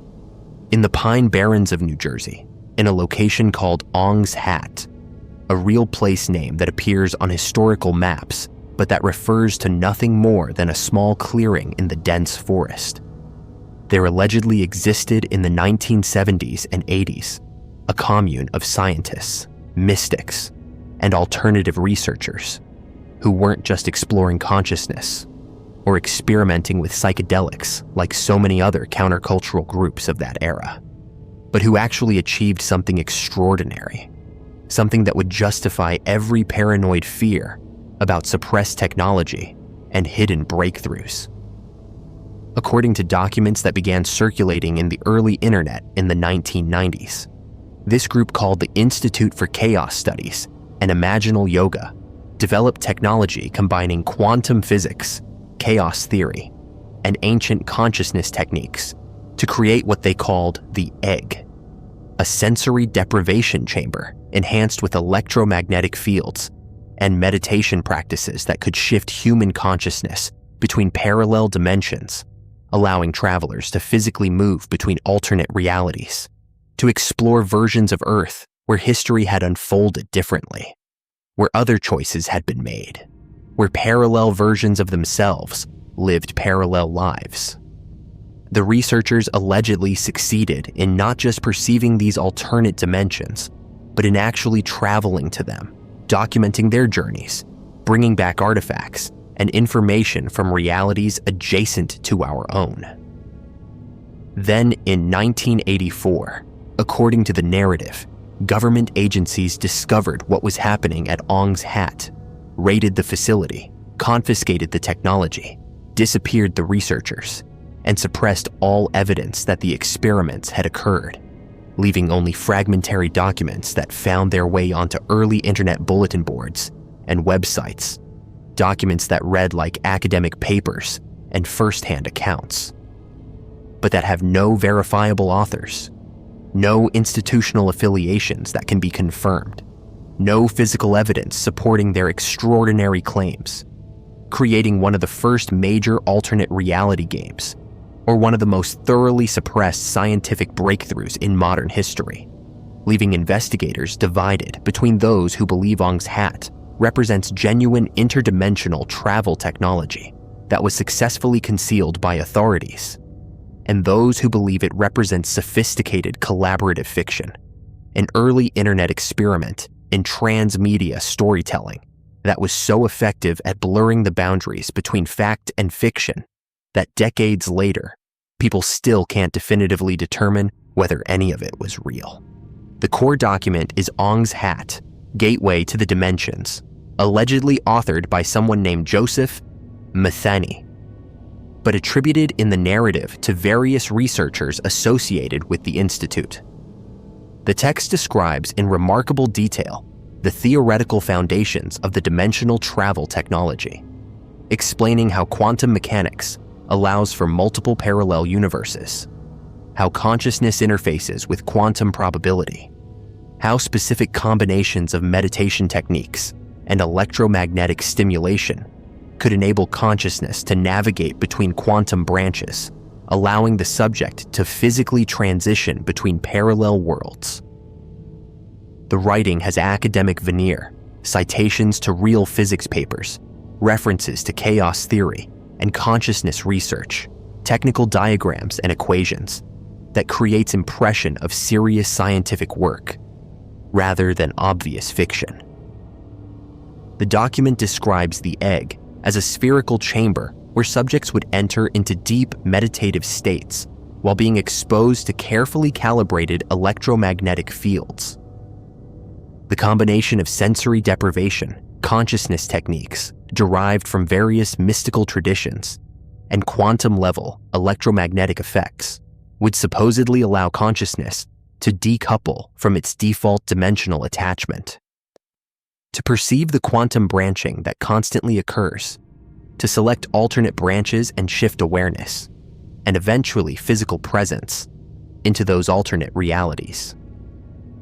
Early experiments involved brief perceptual shifts, seeing alternate versions of the surrounding area. Later experiments achieved full physical translation, with travelers spending hours or days in alternate dimensions before returning. The alternate worlds described in the documents were mostly similar to our own, but with specific differences. One frequently mentioned alternate Earth had less industrialization, cleaner environment, remnants of different historical development. The researchers allegedly established a settlement in this alternate dimension, creating a colony where some members of the Institute relocated permanently, abandoning our timeline for one they found preferable. The documents describe sending expeditions, documenting the alternate world's geography and ecosystems, attempting to understand what specific quantum divergence had created the differences they observed. Then came the raid. According to the narrative, federal agents descended on Ong's Hat in 1984, seized equipment and documents, detained or disappeared the researchers, and shut down the facility completely. The official explanation for the raid, if there was one, isn't documented in the available materials. The implication is that the government couldn't allow private citizens to possess dimensional travel technology, that the strategic and security implications were too significant to permit independent research, that everything had to be confiscated and classified and transferred to military or intelligence control, where it could be weaponized or suppressed depending on what authorities determined was appropriate. Some researchers allegedly escaped the raid by fleeing into alternate dimensions, using the egg to shift into timelines where they could continue their work or simply hide from authorities who lacked the technology to follow. This convenient plot point explains why none of the supposed researchers can be interviewed or located. They're literally not in this dimension anymore, having escaped to parallel worlds where they continue to exist, but where our investigators can't reach them. The creator most credibly associated with Ong's Hat is Joseph Metheny, who has given interviews acknowledging his involvement in creating the narrative, but who has been deliberately ambiguous about whether he was documenting real events or crafting fiction, whether the Ong's Hat materials represent disclosure of actual suppressed technology disguised as fiction, or whether they're pure transmedia storytelling experiment that was never intended to be believed as factual. This ambiguity is itself part of the artistic or informational strategy. By refusing to definitively confirm or deny, by maintaining uncertainty about the ontological status of the narrative, the creator ensures that Ong's Hat remains alive as mystery, rather than being definitively categorized as either fact or fiction. The Pine Barrens location adds atmospheric credibility. The New Jersey Pine Barrens are vast, sparsely populated, historically associated with strange occurrences and local legends, including the Jersey Devil, the sort of liminal wilderness area where hidden facilities and secret experiments seem plausible. Ong's Hat as a real place name that appears on maps but refers to a location that's now essentially empty creates the sense that something might have been there once, that the empty clearing could be where a facility stood before being dismantled and erased. The timing in the early internet era is crucial. Ong's Hat emerged when the internet was new enough that verification was difficult, when the boundaries between fiction and fact online were still being negotiated, when urban legends could spread virally without the immediate fact-checking infrastructure that would develop later. The materials were distributed through bulletin board systems, early websites, email chains, creating the sense of suppressed documents being leaked, of classified information finding its way onto networks that authorities couldn't fully control, of truth emerging through cracks in the information suppression systems. The scientific elements in Ong's Hat narratives are sophisticated enough to be convincing to non-specialists, but vague enough to avoid being definitively wrong. The quantum mechanics invoked is real science. The references to consciousness and measurement are actual topics in physics philosophy. The chaos theory connections are plausible given chaos theory's applications across disciplines. But the leap from these real scientific concepts to functioning dimensional travel technology requires accepting massive extrapolations and unproven mechanisms that actual physicists would find unsupported. It's the kind of pseudoscience that sounds convincing if you don't have deep expertise, that uses real terminology and concepts in ways that seem coherent, but that don't actually demonstrate that the claimed technology could work.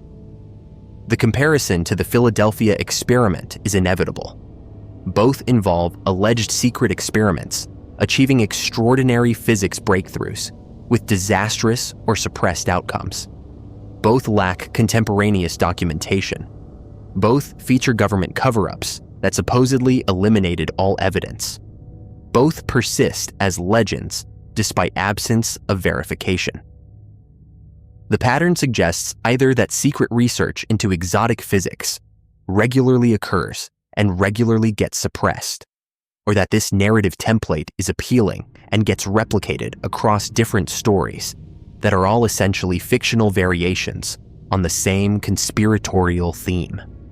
Investigators searching for physical evidence at the Ong's Hat location have found nothing suggesting a research facility existed there. The Pine Barrens site is empty forest, no building remnants, no equipment traces, no local memory of unusual activity in the 70s or 80s. Either the cleanup was so thorough that 30 years later, no physical evidence remains, or there was never anything there to begin with.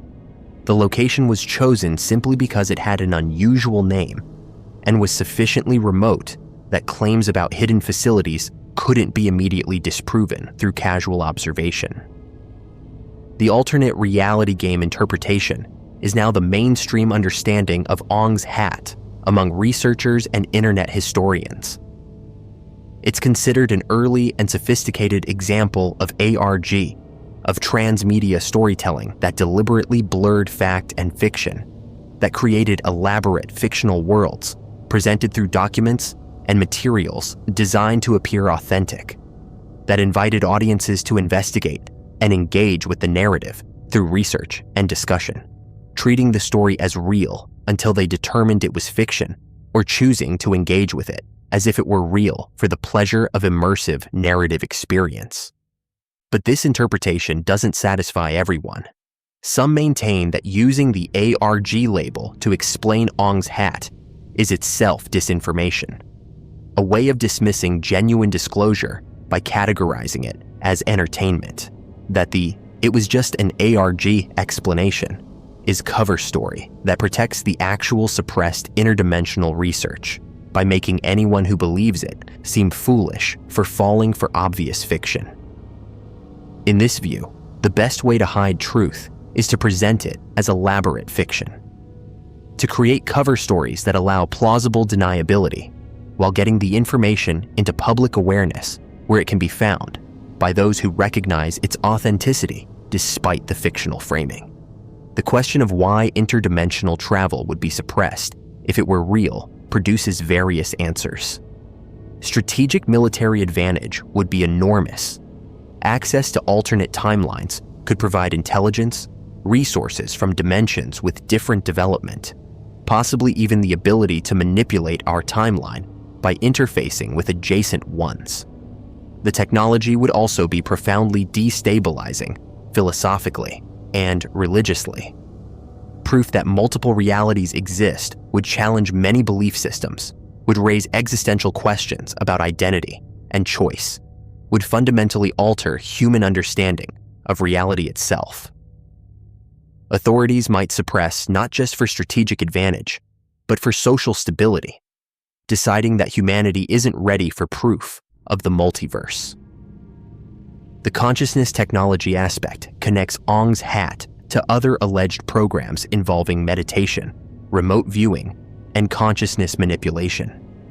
If consciousness can interface with quantum reality in ways that allow dimensional navigation, this validates traditions of mysticism and consciousness, exploration that mainstream science has marginalized, suggests that ancient techniques combined with modern technology could achieve things that neither alone can accomplish, creates a paradigm where spirituality and physics merge into practical applications that authorities would have obvious interest in controlling and weaponizing.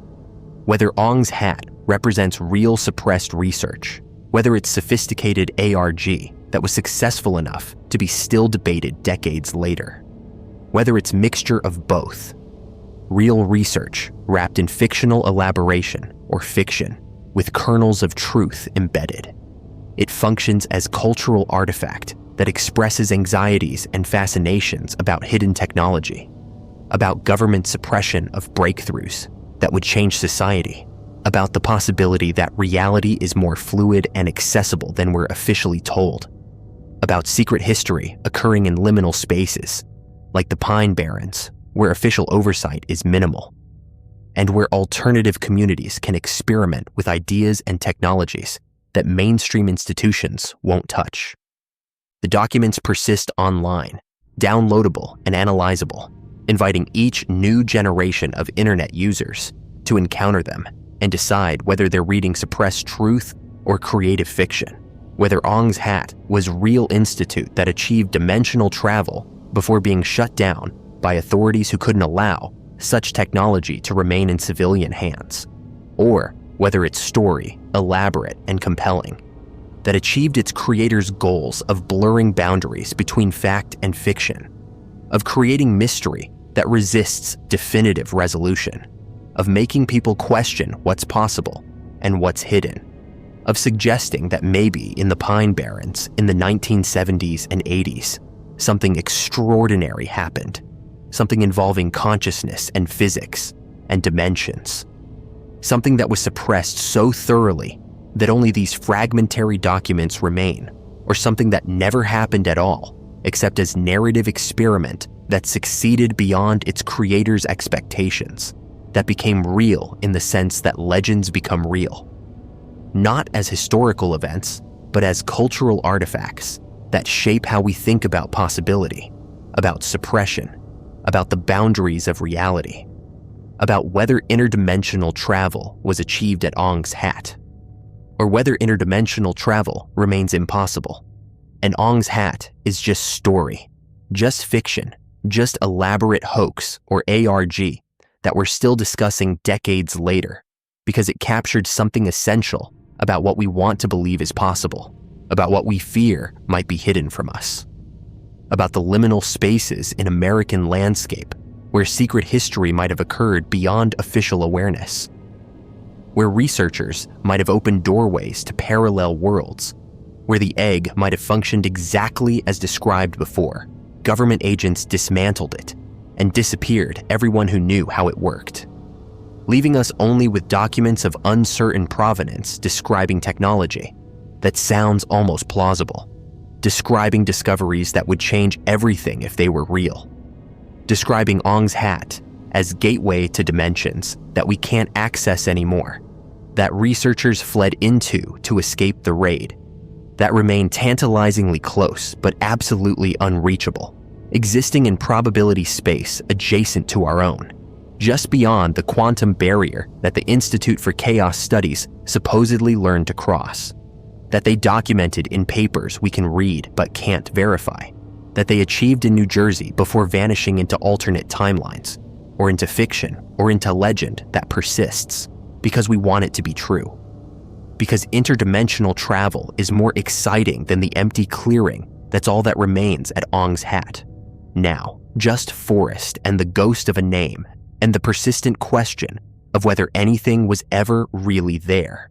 Whether the egg existed, whether consciousness can bridge dimensions, whether authorities suppressed it, or whether someone simply told a very good story that decades later we still can't quite let go of, still can't definitively dismiss, still wonder about in moments when the line between possible and impossible seems thinner than we normally acknowledge.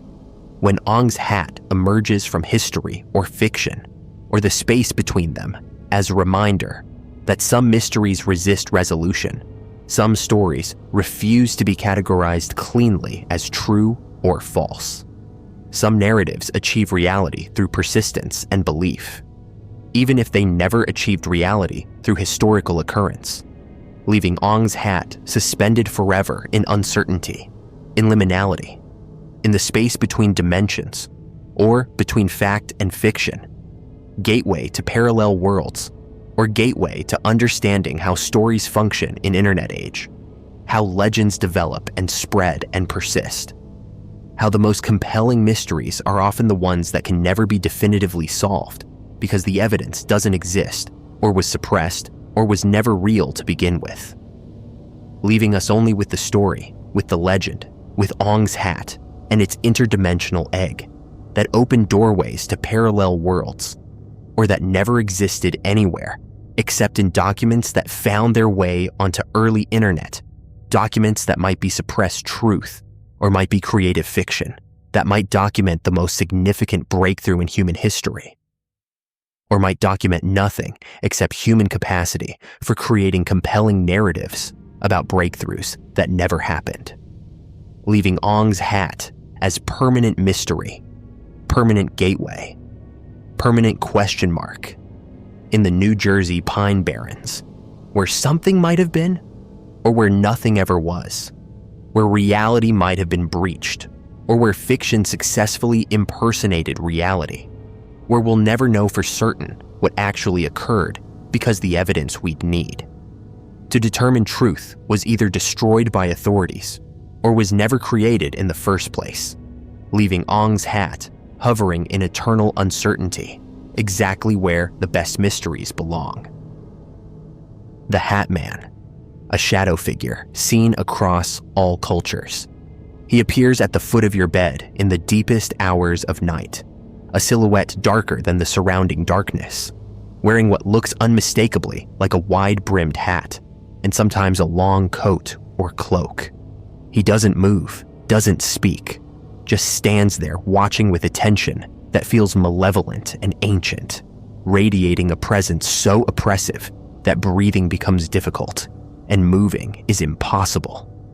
You're awake but paralyzed, conscious but helpless, aware that something profoundly wrong is in your bedroom, and there's nothing you can do except endure its scrutiny until it decides to leave or fade away. This is the Hat Man, and he's been appearing to people across every continent, every culture, every demographic for decades at minimum, and possibly for centuries. Witnesses who've never heard of each other describe him in identical terms. The hat, the watching, the overwhelming dread, the sense that this isn't human and never was, that you're being observed by something that exists outside normal reality, something that studies humans the way we might study insects, with detached curiosity mixed with something darker that none of the witnesses can articulate, but all of them feel with absolute certainty when they see that silhouette standing motionless in their darkened room. The consistency of descriptions across independent witnesses is what elevates the Hat Man from random nightmare into genuine phenomenon. People who've never researched shadow figures, who've never read horror stories or paranormal accounts, wake up and see this entity, and when they later search online trying to understand what happened to them, they discover thousands of reports describing exactly what they saw. The wide-brimmed hat that looks like something from the Old West or vintage detective films. The long coat or cape. The absolute blackness of the figure that seems to absorb light rather than merely blocking it. The sense of three-dimensional presence despite being composed entirely of shadow.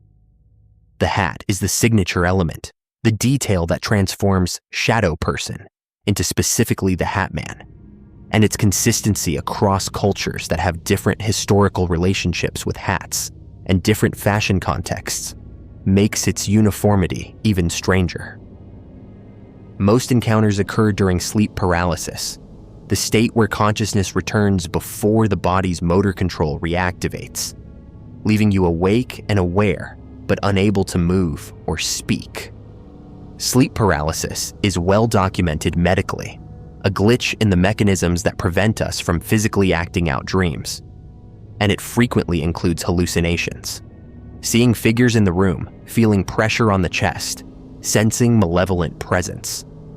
The standard medical explanation for the Hat Man is that he's a cultural archetype, a shared image that appears during these vulnerable states because our brains are pattern-seeking and construct threatening figures from ambiguous sensory input when we're paralyzed and frightened. Different cultures see different entities during sleep paralysis based on their mythologies. Old hags, demons, aliens, shadow people.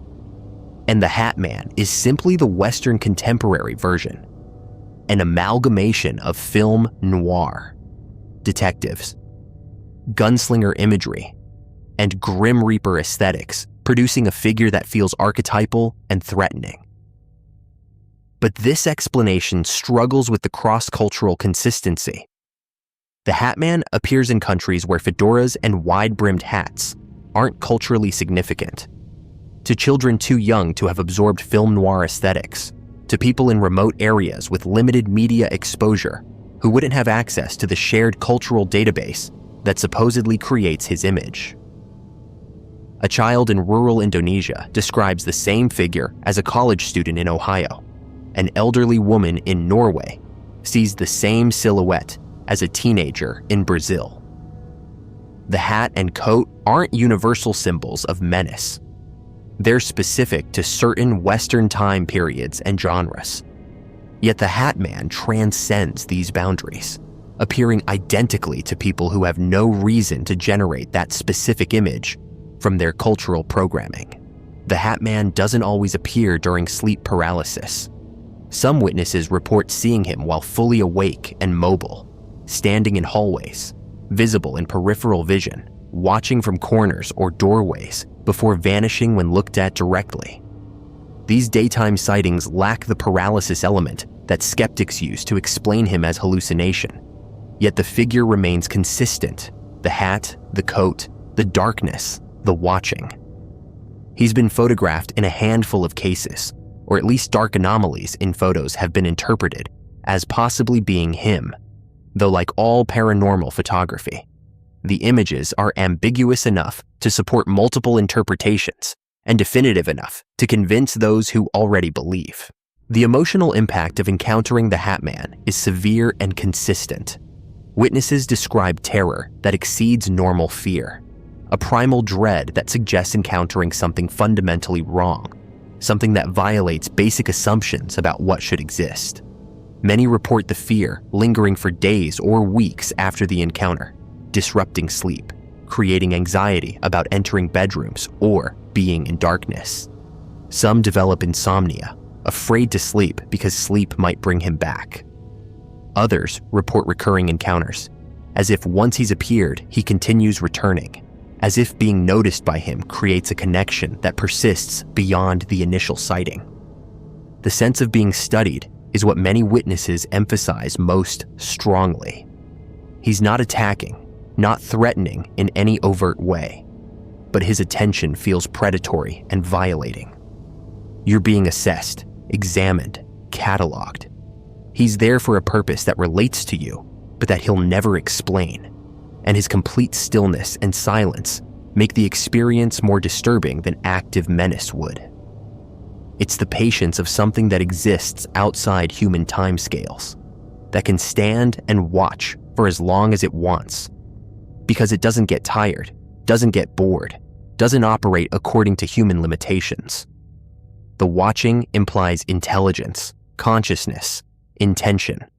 This isn't random atmospheric manifestation, but an entity with agency who's chosen to appear and observe you specifically. Theories about what the Hat Man actually is span the full range of paranormal frameworks. In supernatural interpretations, he's a demon or malevolent spirit, something ancient that predates humanity, that feeds on fear or negative emotions and manifests during sleep paralysis, because that state makes humans particularly vulnerable to psychic or spiritual intrusion. The hat and coat might be adopted affectations, appearance elements he wears, because they increase fear in modern humans, or they might be his actual form as perceived through the filter of human visual processing. Our brains translating something that doesn't have physical form into the closest visual analog we can construct. Jungian psychology might interpret him as a shadow archetype, the collective unconscious manifesting as an external figure during altered states of consciousness. The hat marks him as other, as not belonging to the immediate time and space, as something from outside that's intruding into the personal sanctuary of the bedroom. He represents death, threat, the unknown, all the aspects of existence that consciousness tries to exclude, but that lurk always at the edges.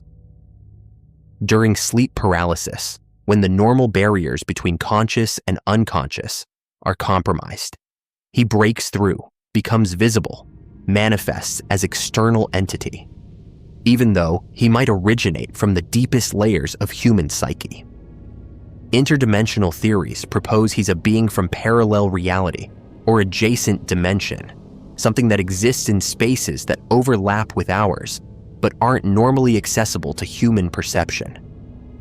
Sleep paralysis or certain states of consciousness might temporarily thin the barriers, allowing us to see into dimensions that coexist with ours, and the Hat Man is a resident of those spaces who becomes visible during these moments of overlap. He's always there, always watching, but only sometimes visible when conditions allow cross-dimensional perception. The hat and coat might be his actual appearance, or might be how our visual cortex interprets sensory data from an entity that doesn't properly translate into our dimensional physics. There are also theories connecting him to alien abduction phenomena, suggesting he's a screen memory or camouflage used by non-human intelligences during encounters they don't want remembered clearly. The paralysis, the bedroom setting, the sense of being examined, these match abduction accounts. Perhaps what people interpret as the Hat Man is actually alien entities conducting observations or procedures, with the Hat Man image serving as psychological cover, a less technologically threatening figure that human minds construct to replace memories of the actual encounter that would be too traumatic or too revealing to consciously process. The association with death and dying is strong in Hat Man lore. Some witnesses report seeing him around times of personal crisis, illness, or when death enters their life through loss of loved ones. He's been interpreted as a psychopomp, a being who appears when the barrier between life and death thins, who watches those who are approaching transition, or who are emotionally close to someone who is. In this framework, he's not necessarily malevolent, but rather performing a function related to mortality, observing, and perhaps recording or guiding. His appearance a harbinger that death is near, even if not imminent. The fear he generates might be instinctive human response to confronting something that represents or heralds our eventual fate. Children see the Hat Man with disturbing frequency, and their descriptions match adult accounts despite children having less cultural baggage and fewer preconceived notions about what shadow figures should look like. A 5-year-old describing a tall, dark man with a big hat watching from the doorway is chilling precisely because that child probably hasn't been exposed to film noir or Western archetypes that would program that specific image. Either children are particularly sensitive to whatever the Hat Man is, or the image is so fundamental to human consciousness that even young children generate it identically to adults when conditions allow him to manifest. Geographic clustering sometimes occurs, with multiple people in the same area reporting Hat Man encounters within short time periods, suggesting either localized conditions that facilitate his appearance or that he targets specific locations for reasons we can't determine. Houses where he's been seen sometimes have histories of other paranormal activity, or reports of feeling watched or unwelcome. Whether the Hat Man causes or is attracted to these atmospheres, or whether psychologically sensitive individuals who live in disturbing environments are more likely to experience the sleep paralysis conditions during which he appears, remains unclear. The technology angle is explored by some researchers who note that Hat Man sightings seem to have increased with the proliferation of electronic devices and electromagnetic fields in homes. EMF exposure has been linked to unusual neurological effects, including hallucinations, and some theorize that sleeping surrounded by electronics creates fields that interact with brain function in ways that produce consistent hallucinations. But this doesn't explain Hat Man sightings from before the electronic age. Historical accounts that describe similar figures in times when EMF exposure was minimal or non-existent, suggesting the phenomenon predates modern technology, even if technology might be making it more frequent. Encounters often include physical sensations beyond paralysis, pressure on the chest as if something is sitting or standing on you, difficulty breathing, coldness in the room that doesn't match the temperature, sensation of being touched or probed when nothing visible is making contact. These physical elements make the experience harder to dismiss as purely visual hallucination. The body is responding to something, whether that's neurological misfiring during sleep paralysis or actual presence that affects physical space and biology in measurable ways. Those who experience recurring visits from the Hat Man report that encounters sometimes escalate.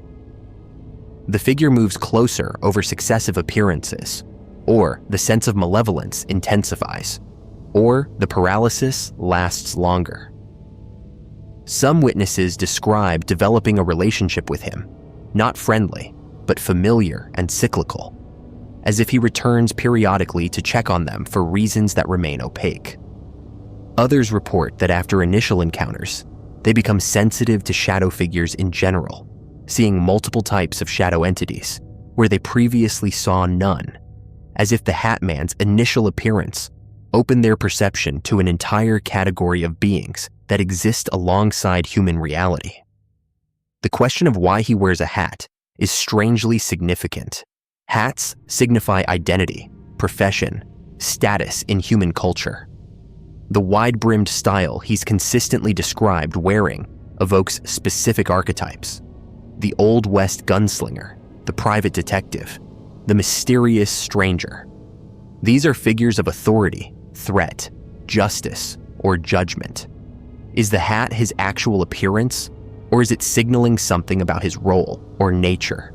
Does he wear it to be more recognizable to human consciousness, to trigger specific associations and emotions? Or is it coincidence that what he is happens to resemble what humans interpret as a hat? Our brains taking something whose actual form we can't process and translating it into familiar objects. Skeptics point to the simple fact that tall, dark, humanoid shapes are naturally threatening to humans because they resemble predators or hostile humans. And adding a hat-like element at the top creates a more complete and therefore more frightening figure. During sleep paralysis, when the brain is hallucinating threats, it constructs the most effective fear stimulus it can generate, and a tall, dark, watching figure with distinctive headwear that makes it feel intelligent and intentional is remarkably effective at triggering terror. The consistency across cultures might reflect universal human psychology rather than a genuinely external entity. We all have similar brains that produce similar hallucinations under similar conditions of paralysis and fear. But for those who've encountered him, these explanations feel inadequate to capture the actual experience. The presence isn't vague or dreamlike. It's absolutely concrete, more real than dreams, as present as any physical person in the room. The details aren't fuzzy or uncertain. The hat, the watching, the malevolence are crystal clear. And the aftermath isn't like waking from a nightmare where relief comes quickly. It's lasting disturbance, persistent sense that something was genuinely there, that you've been noticed by something that continues to exist, whether you're aware of it or not. The Hat Man has entered popular culture sufficiently that he's recognized in creepypasta communities, horror fiction, paranormal discussion boards. This creates feedback where awareness potentially influences experience. People who know about the Hat Man might be more likely to interpret ambiguous experiences as encounters with him. But the phenomenon existed before internet communities gave it a name, documented in older accounts where people described the figure without having a cultural reference for what they were seeing. The modern naming and sharing might be amplifying the phenomenon, but the core experience appears to predate its internet fame. What remains undeniable is that across the world, independent of cultural background or exposure to paranormal media, people wake up paralyzed and see the same figure. Tall, dark, wearing a distinctive hat, standing and watching with attention that feels ancient and wrong. Whether he's a demon feeding on fear, a dimensional traveler observing humans during moments when barriers thin, an alien using disguise to obscure abduction procedures, a psychological archetype manifesting during altered consciousness, or something else entirely that doesn't fit into any category we've conceived. The Hat Man persists. He appears in bedrooms and hallways, at the foot of beds and in doorways, always watching, always silent, always wearing that unmistakable hat that makes him instantly recognizable to anyone who's seen him and makes every testimony about him ring with disturbing consistency. And somewhere tonight, in the darkest hours when sleep paralysis grips someone between waking and dreaming, he'll appear again. A figure darker than shadow, wearing a hat that shouldn't make him more identifiable, but somehow does. Standing absolutely motionless while radiating presence and intent that paralyze more thoroughly than the physiological mechanisms that have locked the victim's muscles. He'll watch with attention that feels like assessment, like cataloging, like something fundamental about the witness is being recorded or measured.